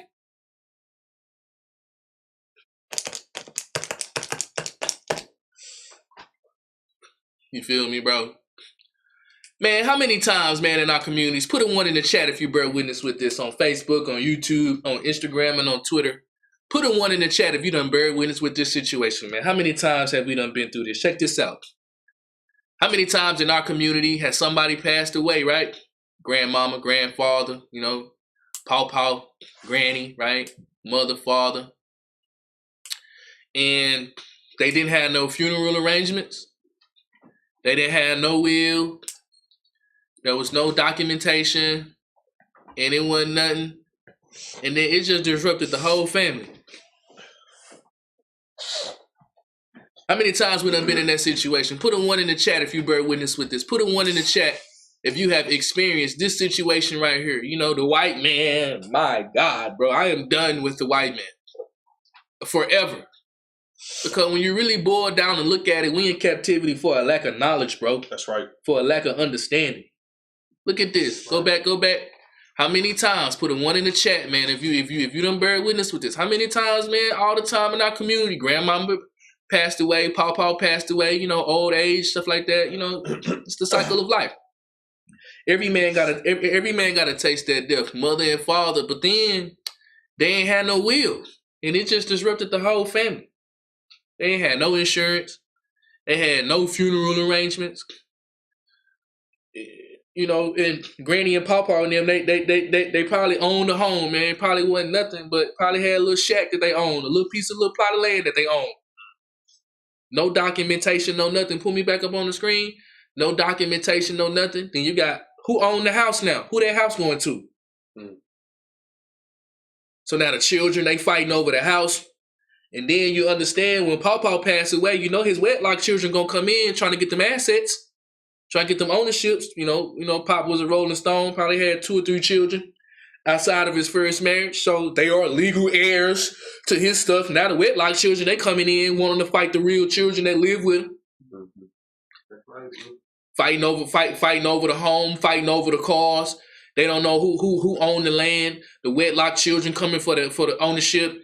Assets, man, them been taken by probate. Assets them been taken by the government. Lack of feudal arrangements. You got back taxes on these properties. It's just hunting the families. Bro, by not having our affairs in order, that's how we lose the neighborhoods. That's right. It is that.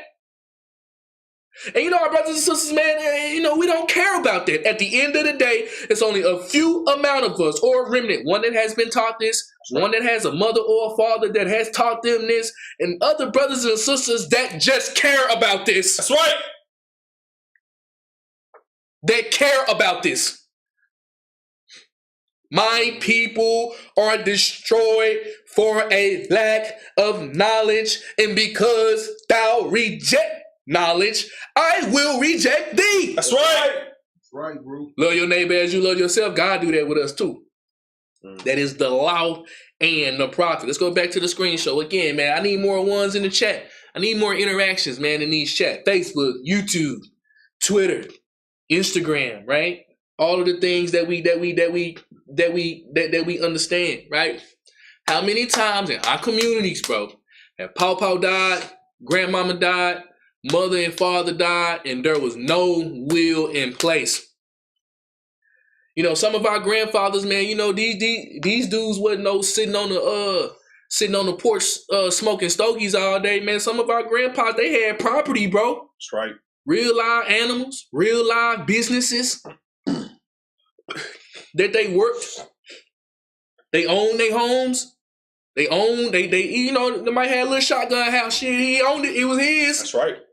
You know, look 0.3 acres of land. It is. That's right. And then all of a sudden, you know what I'm saying, pass away or something like that, man, and then it's just hell. And you only gonna have 1 or 2 of the siblings that's gonna actually step up and do something about it. Everybody, they're gonna come in, and if the affairs are not in order, everybody, they're gonna come in and they're gonna start scavenging for stuff, start fighting for stuff. And then once all that fighting and stuff over, man, it's only gonna be one brother or one sister that's actually gonna come together and do all the work. Gonna come in, gonna get the funeral arrangements, gonna pay out of their own pockets, gonna do whatever they need to do to get the property back, whatever the house back, whatever the insurance policies and different things that we need at that time. All we had to do was just get our affairs in order. Then they can't touch that, man. They can't touch us. Right, bro. But again, brothers and sisters, we stuck on that schoolmaster. Laws, statutes, commandments. Laws, statutes, commandments. That's what teach a man from getting out of his sinful nature and get him into his righteous nature. But you have to keep the commandments. And let's go to Proverbs chapter 7, verse 2 again. See, this hard hitting, man. This is. And, you know, we mask it, man. We mask it like we got our stuff together because we so good with the Bible. We mask it like we walking with the Most High and His Son because we so good with the precepts. We masking it like we got all of our affairs in order because we got fringes. Bring it up. True. That's a mask. That's a veil.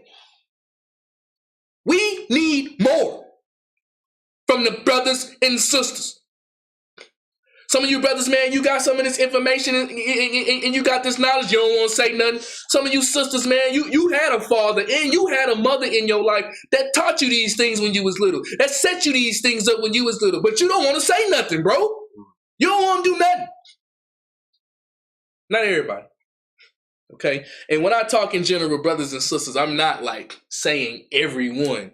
I'm just speaking for the masses. Proverbs 7:2, read this. Proverbs chapter 7, verse 2. Read. Keep my commandments. The Lord is telling us to keep His commandments read and live. and what? And live. And what? And live. Let's go back to the slideshow, man.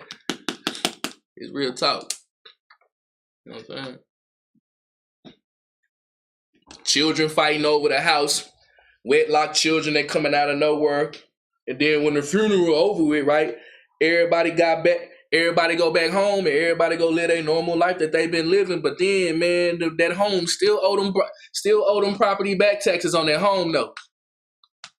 Nice home, man. The home is the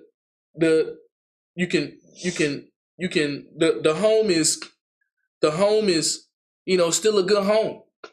You know what I'm saying? Still good enough to where at least somebody can come in and live in it for 4 years. Somebody can I'll give you an example.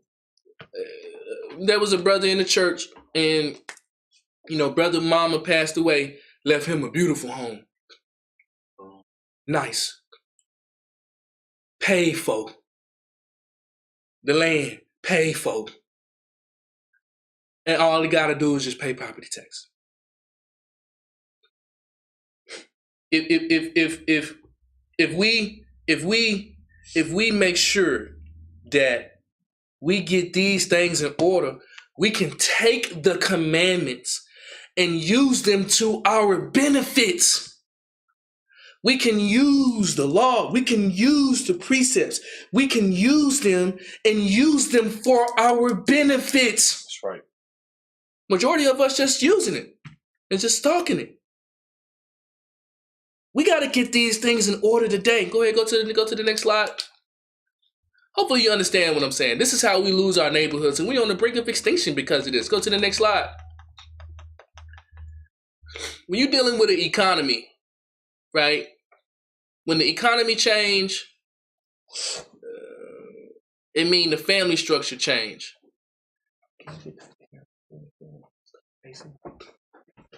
When the economy change, that's when the family structure change. That's right. And again, my brothers and sisters, when I'm talking about the commandments, when I'm talking about precepts, bro, I'm not belittling it or not saying that is important. That's the way of your moral life. What I'm saying is, you can't just use that and believe that you can live your life. True. There are more things in life and affairs that we have to handle at the same time with keeping God's commandments. That's right. At the same time. He says, keep his commandments, right? Absolutely. And live. And live. That's right. And live. That's right. Handle your affairs. And if you want to break it down, all of these things is in the commandments, but the Bible does not show you like, okay, you make $2,000 a month.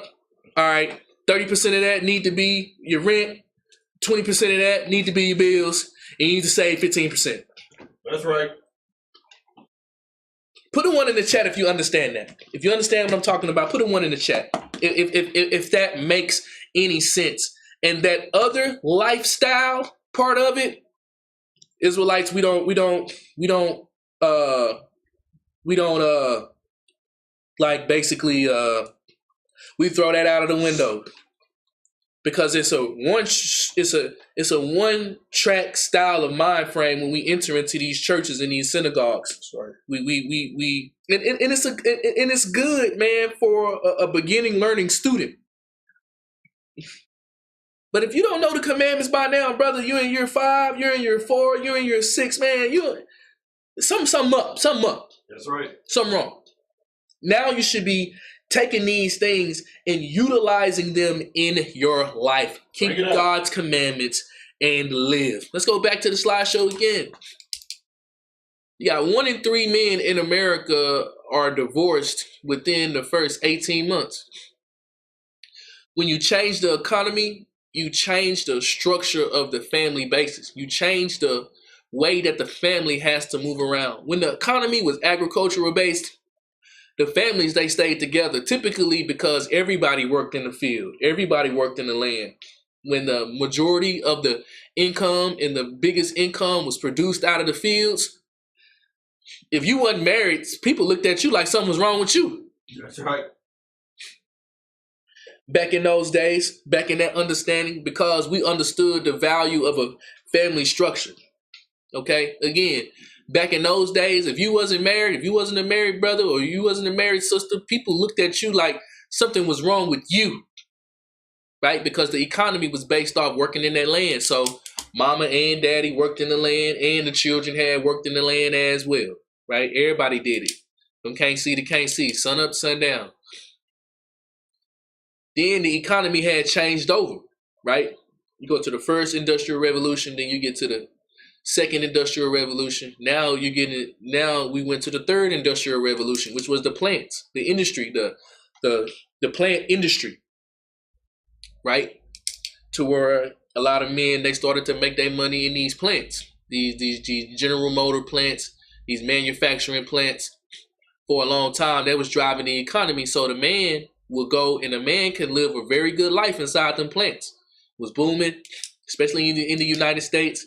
Had a lot of plants in Texas, a lot of plants in, Detroit, Motor City, things like that. Economy booming at that time. Right. Well, now the agricultural economy is pretty much dead. That has went overseas. That have went across the country. Everything industrial is coming from China over there. So that's pretty much dead in America. Now the economy is digital. And when you have a digital economy, the family structure has completely just went away. Let's go back to all the way at the beginning of the slideshow, bro. All the way at the beginning, at the top 10 things of what we need to understand, that every one of us, man, as being Israelites, as being the high society of people of class to who we claim to be, we have to all know this. And if you don't have these things right away today, it's fine, man. You can work on getting these things together. But these are the things that rob us of our neighborhoods. These are the things that rob us of our communities. These are the things that rob us of our resources. They rob us of our businesses. They rob us of pretty much everything that we got going. They rob us of everything. That's right. First thing, man, emergency contact lines. Who is your emergency contact? And where is that written down? And where is that documented? These are all things that lead to gentrification and us not having neighborhoods and businesses and resources simply because we're not handling our own affairs. Number 2, we got to get insured, man. That's right. Health insurance, life insurance. That's one of the easiest things, man, that America does allow. They don't allow life insurance all the way around the world. Just imagine, man. You can pay $50 a month. You can get a whole life policy. You can get a term policy for you brothers and sisters that's a little bit older.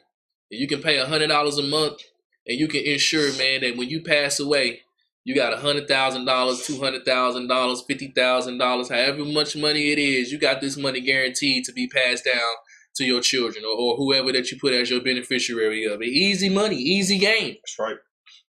Other nations do it all the time and use those resources to propel their communities.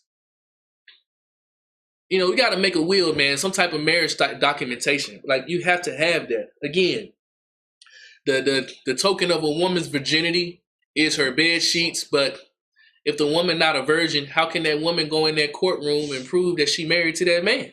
Yeah. How can that man go in that hospital and prove that he married to that woman?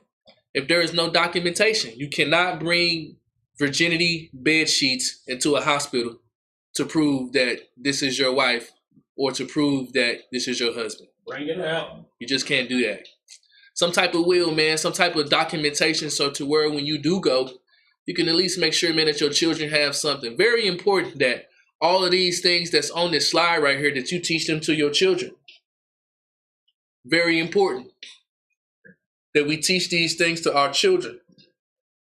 You might not think that they understand today because he 5 years old, she 5 years old, 10 years old, 15 years old, 20 years old. But when that light, when you grow older as a man, you grow older as a woman, certain light bulbs click off in your head. You're like, damn, I remember my dad telling me that when I was 10. Man, I remember my granny telling me that when I was 15. Man, I remember my mom. So it's like You need to be instilling these things into your children right now. These words are going to stick into their head. They may not be able to comprehend them today, but when their mind turn over to the next phase of their life, they're going to remember these things. Teach these things now. I got an example of what my parents did to me, and you're going to sound like this crazy. And it's just an example. I had left it at home when I was a young man, right? When I was 15, it's just a testimony. When I was 15, my dad gave me a car, right? When I was 15, I had my permit, you know what I'm saying? And, you know, when you turn 16 in Texas, you're able to get your license. But, you know, my pops let me, you know what I'm saying? He let me drive the whip. You know, I was a responsible child. So it wasn't that bad. But then when I was officially given the keys, you know, my dad gave me, my parents gave me a written contract. And I had to abide by the laws of this contract in order for me to keep this car. I had to have a certain grade point average. I had to not miss curfew when I was out driving my car. I had to make sure that I was, I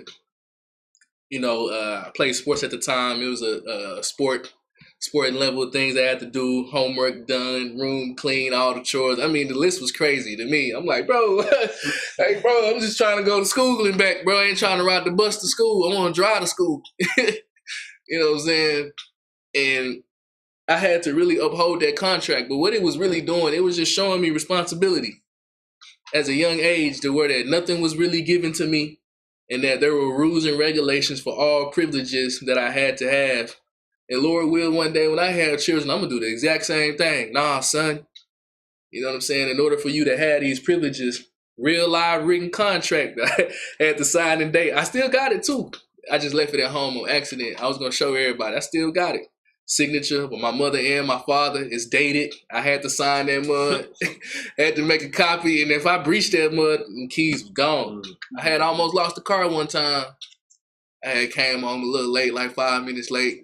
My dad was waiting on me at the door. You know what I'm saying? Right. You know, he was waiting on me at the door. Man, I almost lost the keys to the whip. You know what I'm saying? But, you know, he took it easy on me but do these type of things with your children too. Go back to the slideshow again. When they say that, teach your children these various skills in life, bro. You have to teach your children other than telling your children, stop and no and don't do that. Come on, family. Come on, mothers and fathers. Have to be a little bit more in these type of things, man. You know, taxes is very important. Let's just say you inherit a home. Let's just say you inherit some property from your father or your mother. Let's just say you inherit a business. Man, you got to know how to file them taxes, man. If you don't file them taxes, you get them back taxes. Uncle Sam gonna come and do what he do best. He gonna snatch them assets. That's right. And that's how we done lost all of our homes in our own communities. We just say F it and we just move. And we just leave it there. And we leave the home there. We leave the property there. We leave everything that we have and we just leave it there.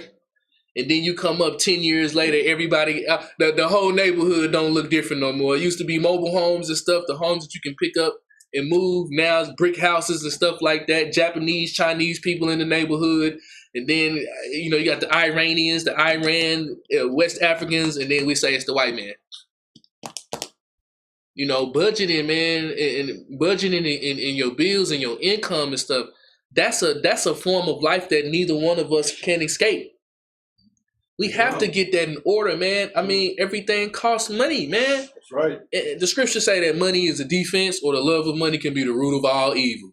That's right. Either it's just either perspective on how you want to look at these things, man. Your income, bro, your housing. And again, you know, I don't know if we're gonna be able to buy houses no more because these housing prices are not coming down. That's right. Ever again. That's right. Especially, I was going to have some more information about the United States dollar is no longer the world reserve currency. Right. You got the BRICS nation joining together. You got the Shiite and the Sunni Muslims with Iran and Saudi Arabia. They coming together in trade deals and stuff. So you think inflation is bad. Gas is going to be $5 in Dallas. Yes, sir. Right. Bring it out. You know, these opportunities, and for you brothers and sisters that do got these resources, man, if you ain't bought no home yet, I don't know what you're doing. Once you get that house, man, you ain't got to move ever again. You can stay in that house for the rest of your life until you pay it off. And you know, we're doing proactive things. We got 20 acres of land in the congregation. That's the biggest deal in America right now. Get you some land and get you one of these nice trailers. You know, man, they got player trailers, man. You know, these trailers ain't from back in the day. They got jacuzzis and stuff in these trailers now. They got big beds and 2 rooms. They got tiny homes and stuff.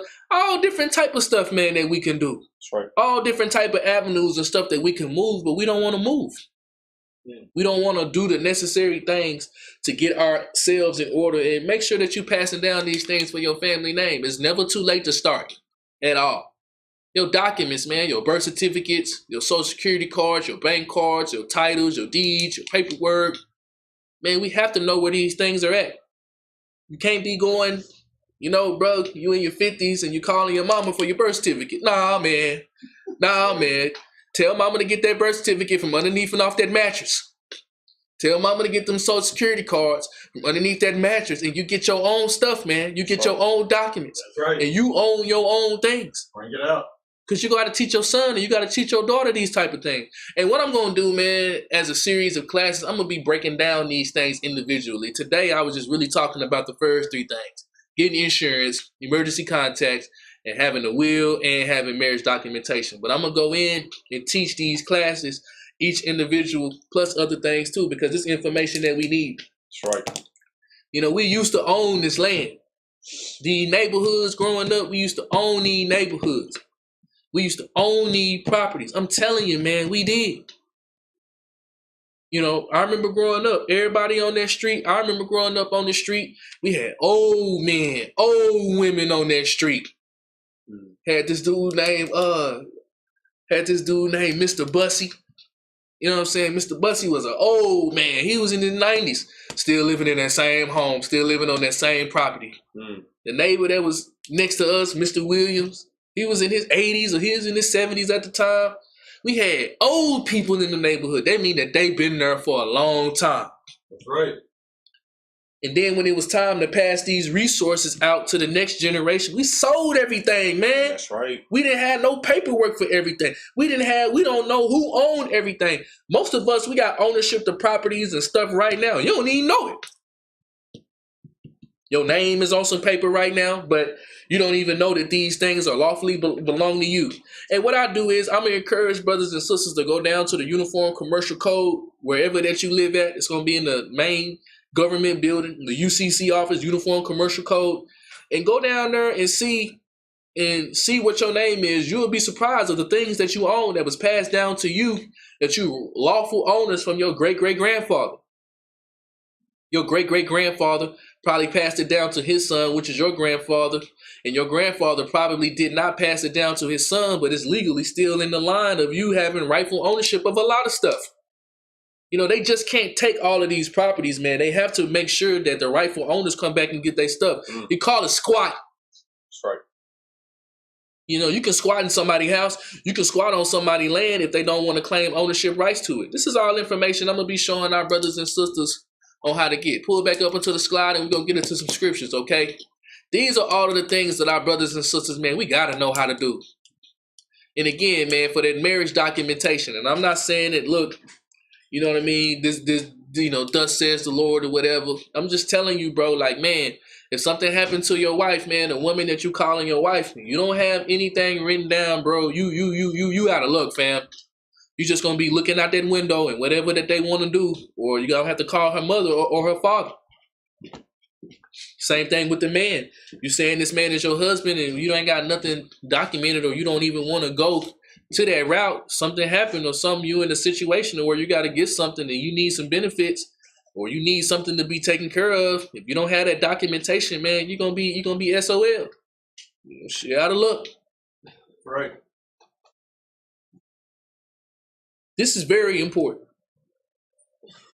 And we can't ignore this in this truth movement. We say that we got the truth. What about this truth right here? Bring it out. Bring it out. What about this truth? Is this not the truth as well? Is this not a part of the truth movement? Is this not the truth? Or is the truth basically what we can prove in the Bible? I'm just trying to expand the consciousness of the people. I'm just trying to expand the leadership of the people.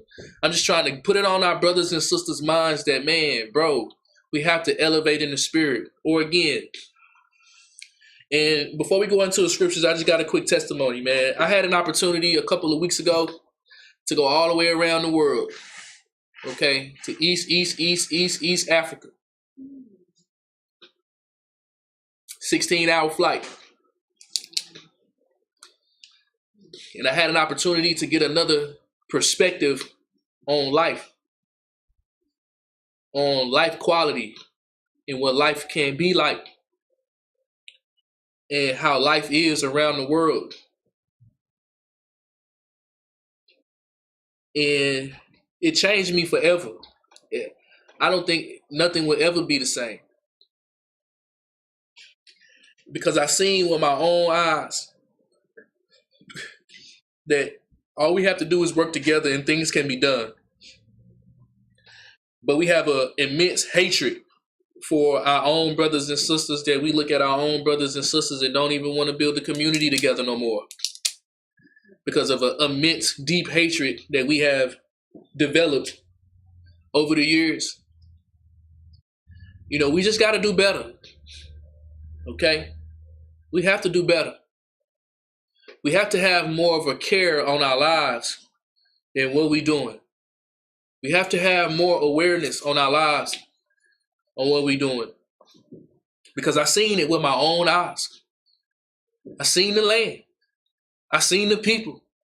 I felt the energy in the air. I drank the water. I ate the food. And it could happen of just living normal, plain lives, man, and everybody doing good. Everybody ain't got to be rich, man. You can be poor. Poor ain't never stopped us from doing nothing, has it? That's right. Bring that out. So it's okay. But what we cannot afford is to be in poverty. That's right. Not having things done, not having things organized, not having things documented, and claiming that we the righteous children of the Most High and His Son. Again, let's go to Proverbs chapter 7, verse 1. Again. We just have to make sure that our brothers and sisters, man, that we just not losing track. And sometimes we'll lose track in this truth movement. Edomite, Edomite, Edomite. Sometimes we just lose truth of reality. Sometimes that we lose truth on how we really be supposed to live in this life. Sometimes we have adopted the ideology that we're not of this world. And we are not of this world, okay? That's right. Spiritually, physically, we are not of this world, but we live in the world. That's right. And we can't ignore that, man. Or else, in the next 10 years, I'm going to just say, just in this neighborhood alone, right here on Ann Arbor. That's right. I know a brother who from this neighborhood, born and raised from this neighborhood. There are people homeless in this neighborhood that are from this neighborhood. That's mind-blowing. That the neighborhood that you from, you now homeless in your own hood. Somebody make that make sense to me. We on the verge of extinction. For real. Losing resources, losing houses. We on the danger of collapse. The Hispanics, they coming in this neighborhood alone. See, we you know, Hispanics is Israelites, but they don't be doing business with us like that.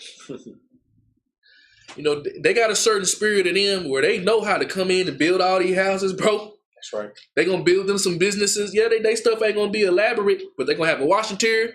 They're gonna have a bank. They're gonna have somebody cutting yards. They're gonna have somebody cutting hair. They gonna build them up an economy. That's right. I came through here throughout the week, man. I seen a white man and his wife walking the dog. That's right. On Ann Arbor. And I'm like, man, we getting forced out. That's right. Understand the message on what I'm telling the people, and we have to understand. We have to get this right today. Proverbs 7 and 1. Read this. Proverbs chapter 7 verse 1. Read. My son, keep my The word. first thing that we need to do as brothers and sisters in this walk, man, the scriptures say keep the words, right? Morally, keep these things, man. Love your neighbor as you love yourself. You don't covet. You ain't stealing. You ain't killing. You ain't committing adultery, right? Keep the words. And these words should be what your mother and your father taught you as an adolescent. Read. And lay up my commandments with thee. And have the commandments, man, in your heart and in your soul. Have these things right unto you when you live. Don't ignore the wisdom that he's given us. Read. Keep my The commandments. Lord is telling us, man, to keep these words and lay up the commandments with thee and keep these commandments. Read. And live. And what? And live. And what? And live. See, we keep the commandments, brothers and sisters, but we gotta live, man. That's right. Live, man. The Lord did not give us this world and make this world for us to not enjoy it, to not take advantage, to not make the world be beneficial to us, no matter what system you in. Read. And my law as the apple of thine eye. Let's go to Proverbs chapter 4 and verse 1. Bring it out. Israelites on the verge of extinction simply because we are having a lack of knowledge, man, a lack of knowledge. And we have to admit this, and we have to face this, and we have to see these things right forward, right now. We ain't got that much time left. Proverbs 4 and 1, read this. Proverbs chapter 4 verse 1. Read. Hear, ye children, the instruction of a father, Hear your instructions. Read. and attend to know understanding. Get understanding. Read. For I give you good doctrine.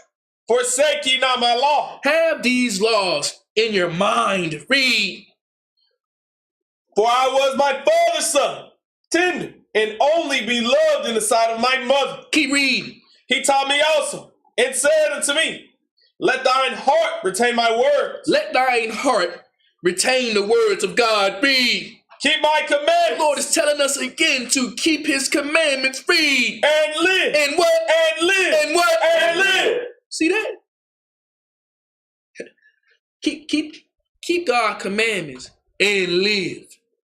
And live, man. We not of this world, bro, but we have to live in the world. Isaiah chapter 42 and 22. Isaiah 42, 22.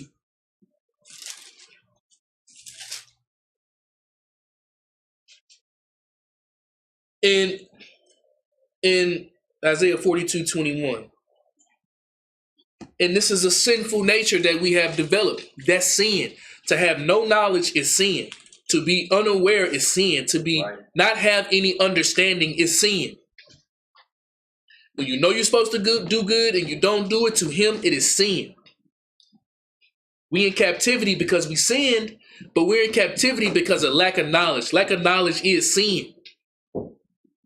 And you have sin that's unto death and sin that is not unto death, as what the scriptures say. But no knowledge is sin. Very important that we're starting to understand these things. And for you leaders out there, for you Israelite leaders, start to show this to your people, in your flock, in your congregation. Because we need to start moving forward in this movement. More resources, more business. Get back to the way that how we used to be.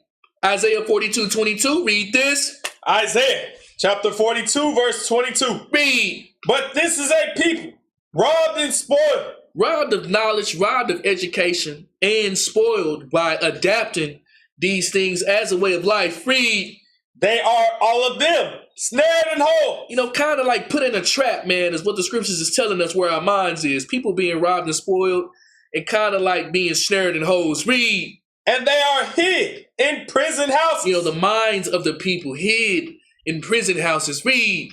They are for a prey. And that's what makes us a prey, man, by not having the knowledge that we need to live our lives. It makes us a prey, easy to devour. Read. And none deliver. You know, it's very few of us who are calling out for this information to be spewed out in this movement. Read. For a spoil. For a what? For a spoil. And these things are given, none delivered for a spoil. Read. And none say it. Restore. Go to Isaiah chapter 10 and verse 20. And essentially who I'm calling out for my brothers and sisters to help with this in this movement is for my remnant of brothers and sisters. I understand that everyone's brain don't work this way, right? I understand that everyone come from different places around the world.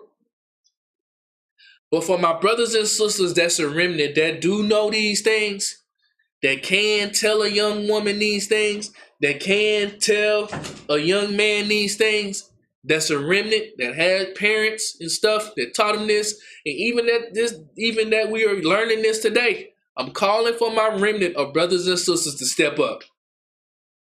You have the multitude, and then you have the higher class society. That's just how it is. That's how God made things. It's an economy, ecosystem. Economy just means circle. Eco just means life cycle. It just means the up and the down, the in and the out. I'm calling on my brothers and sisters that's a remnant to stand up on their feet and watch the Most High and the Son deliver us from a lot of the things that we're doing. Isaiah 10 and 20, read this. Isaiah chapter 10 verse 20. Read. And it shall come to pass in that day that the remnant of Israel and such as are escaped of the house of Jacob shall no more again stay upon him that smote them, but shall stay upon the Lord, the Holy One of Israel, in truth. The remnant shall return, even the remnant of Jacob, unto the mighty God. Read.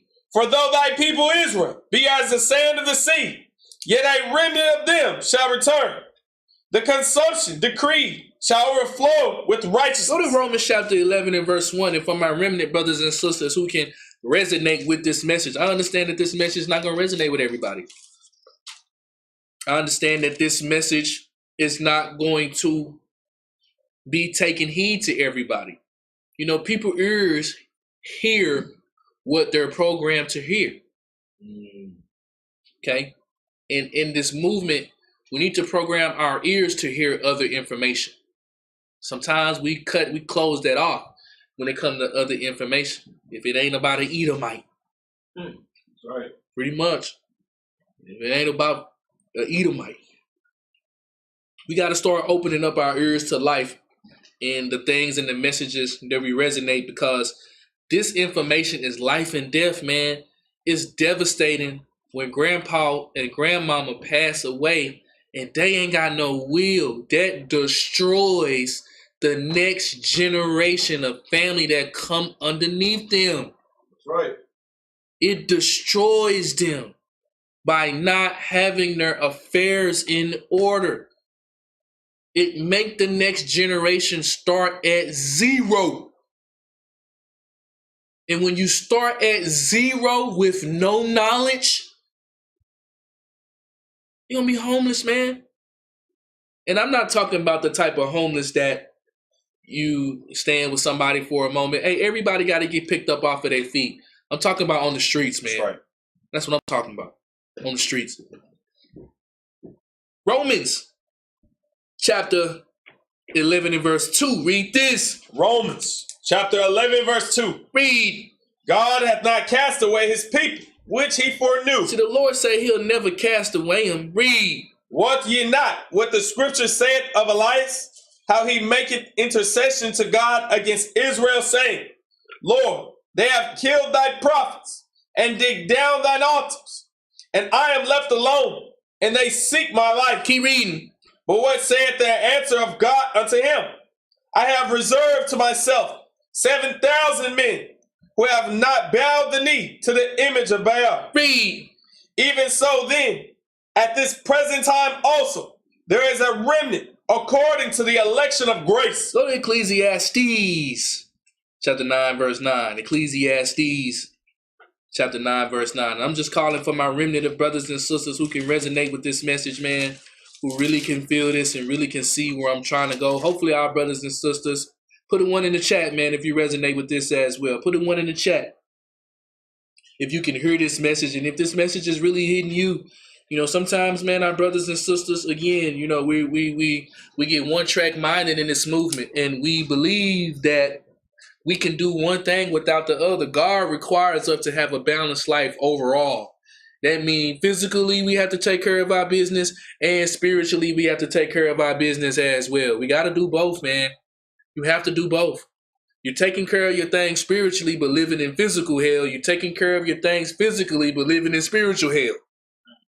See what I'm saying? It has to be coming at a balance to where it'll allow us to live this life. And again, it's like I say, I had an opportunity to go all the way around the world, man. I seen these things with my own eyes. And I got some sermons coming up about, you know, brothers, we love to go into the old covenant, the book of Jeremiah, the book of Ezekiel, and the book of, you know, Nahum, and we say that these prophecies are not been fulfilled. I seen that land and it is destroyed. It is just desert.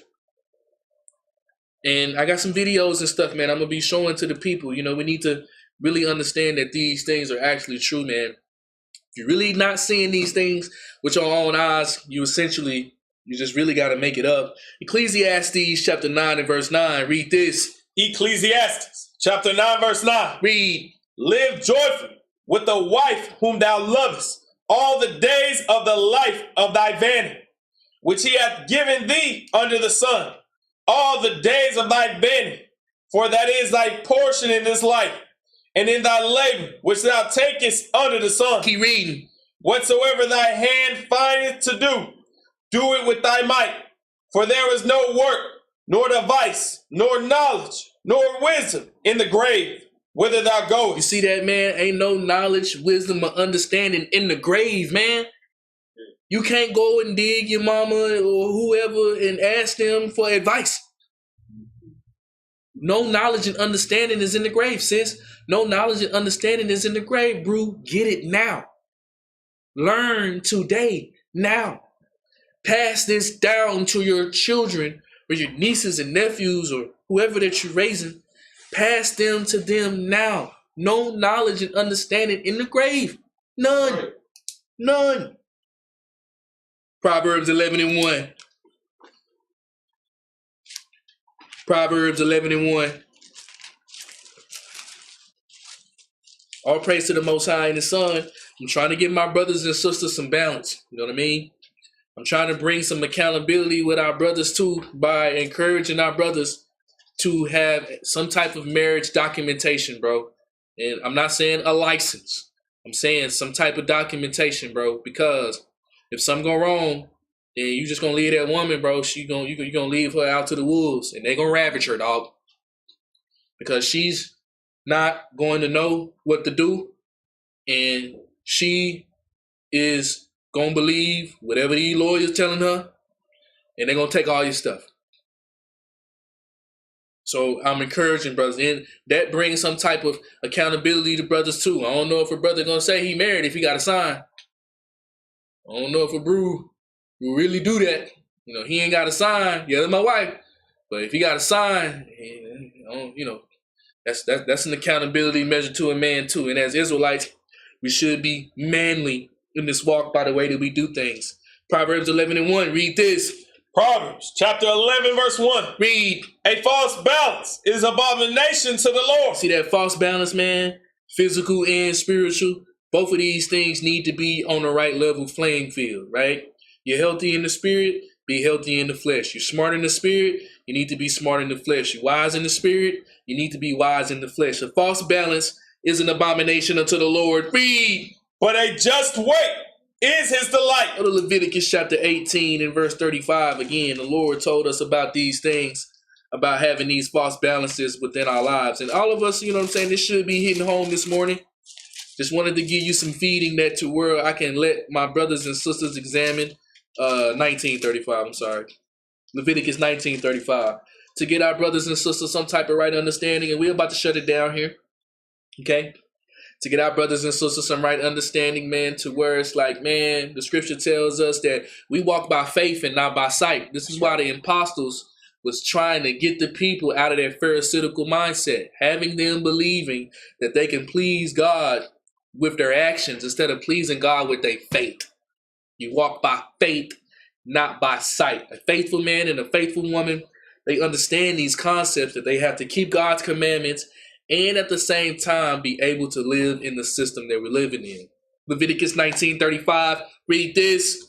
Leviticus chapter 19, verse 35. Read. Ye shall do no unrighteousness in judgment, in meat in weight, or in measure. Keep reading. Just balance. Just weights. Read. Just weights. A just ephah and a just hin shall ye have. I am the Lord your God, which brought you out of the land of Egypt. Therefore shall ye observe all my statutes and my judgments, and do them. I am the Lord. Let's go to Galatians chapter 3 real quick. And this is a spiritual thing that we're going through inside of this movement. And in order for our brothers and sisters, I think about the spirit of the brothers and sisters, man, that built up Black Wall Street. You know what I'm saying? We understand the narrative that they give us, that they burnt it all the way down to the ground. But just even in the Dallas area, I'm pretty sure up there in the East Coast and the West Coast, we got plenty of history of our brothers and sisters doing things on their own. Plenty of history of our brothers and sisters operating and doing things on their own. But that's a spiritual thing as well. Yeah, they may not have been Israelites. They may not have been commandment keepers. But you have to have some type of spiritual intelligence to be able to operate in your own community. You have to have some type of knowledge, some type of understanding to live in our own community. Now that we're claiming to be Israelites, now that we are walking in the Israelite movement, we have to get back in that spirit to where our grandfathers and our grandmothers was to fend for themselves. That's right. And this is the spirit that we have to adopt, of understanding that we have to let go of the schoolmaster that got all of us still in Egypt to this day. Galatians 3:22. Read this.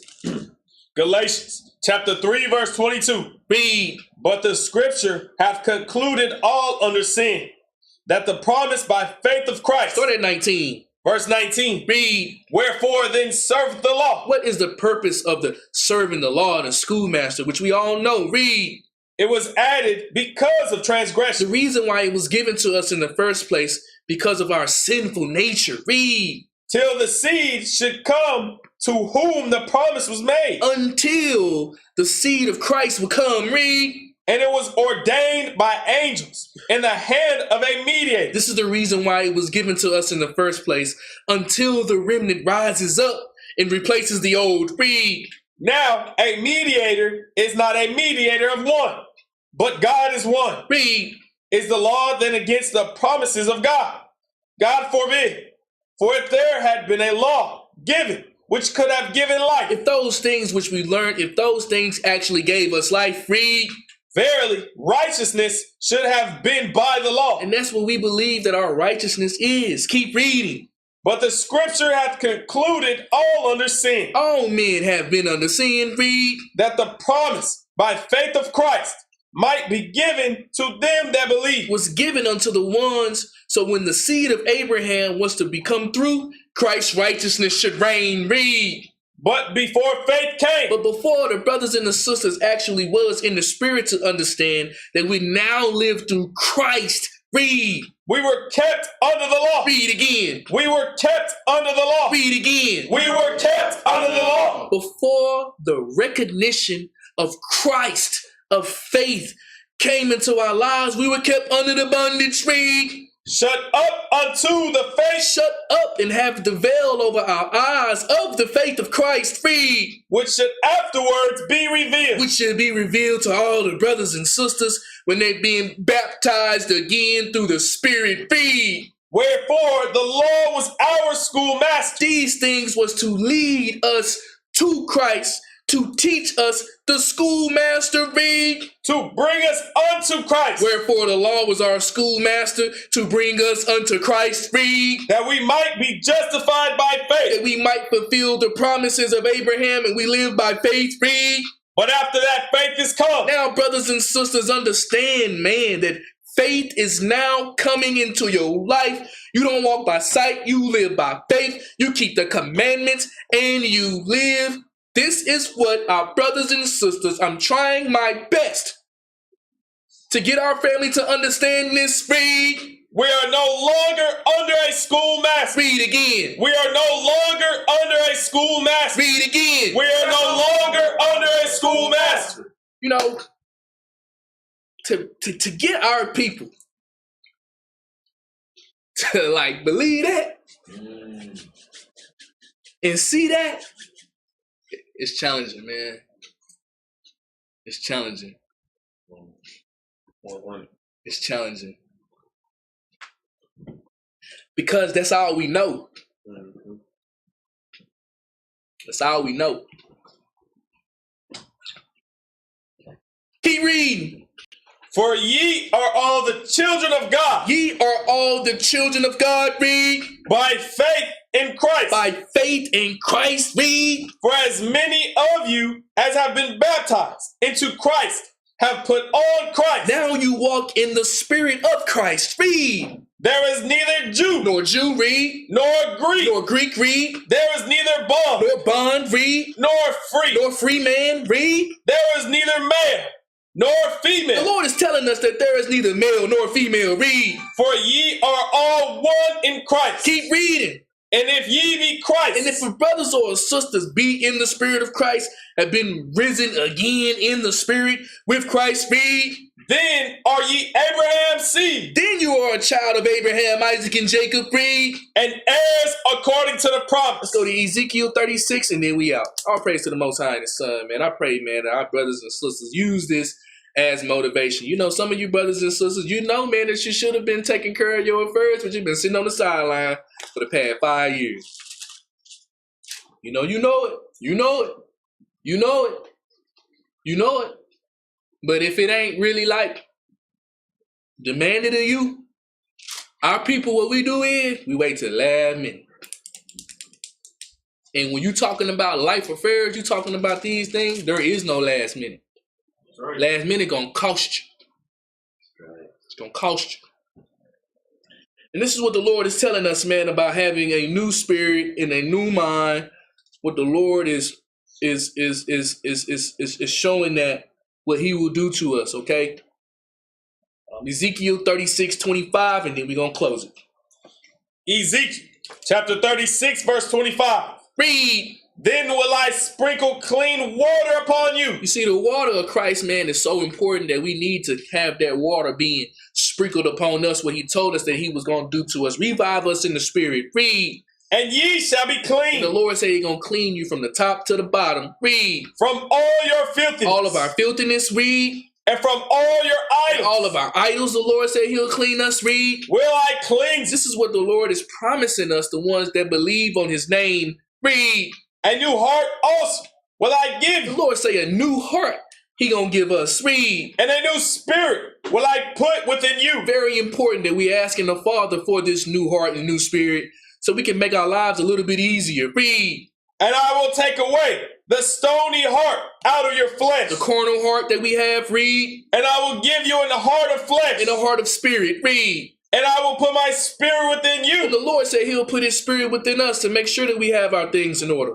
False balance is an abomination. Read. And cause you to walk in my The statutes. Lord said He'll cause us to walk in His statutes. Read. And ye shall keep my judgments and do And them. this is what the Lord is commanding us to keep His judgments and do them and live. Read. And ye shall dwell in the land that I gave to your fathers. See, our fathers, man, He gave us the land of milk and honey in Jerusalem. We know what that is. Peace. Read. And ye shall be my And people. we will dwell with the Father. Read. And I will be your And God. we will be one unto Him. Read. I will also save you from all your cleanness. The uncleanness of spirit that we have, that we continue to pass down generation to generation. Read. And I will call for the corn and will increase The Lord will increase your goods. Read. and lay no famine upon There you. will be no famines in the land, famines of knowledge. Read. And I will multiply the fruit of the tree. The fruit of the tree, the fruit of our womb, the fruit of our actions, the fruit of our deeds, will finally start to see it multiply. Read. And the increase of the field. You're talking about fields, homes, properties. Now we will start to flourish in this land. Read. That ye shall receive no more reproach of famine among the heathen. Keep reading. Then shall ye remember your own evil ways. Then we'll be able to look back on the ways that we used to do things, read. And your doings that were not good. Looking back on the ways that we wasn't handling our businesses, read. And shall loathe yourselves and your own sight for your iniquities and for your abominations. And it should make you feel some type of way when you see how you used to operate, read. Not for your sakes do I this, saith the Lord God. Not for our sakes do the Lord do this, saith the power, read. Be it known unto you. Be ashamed and confounded for your own ways, O house of Israel. We're going to stop it right there. All praise to the Most High and His Son, man. I pray, man, that brothers and sisters got some edification on this. I'm going to continue doing this, man, probably for the next month. But y'all know how that go. Next week might be something else.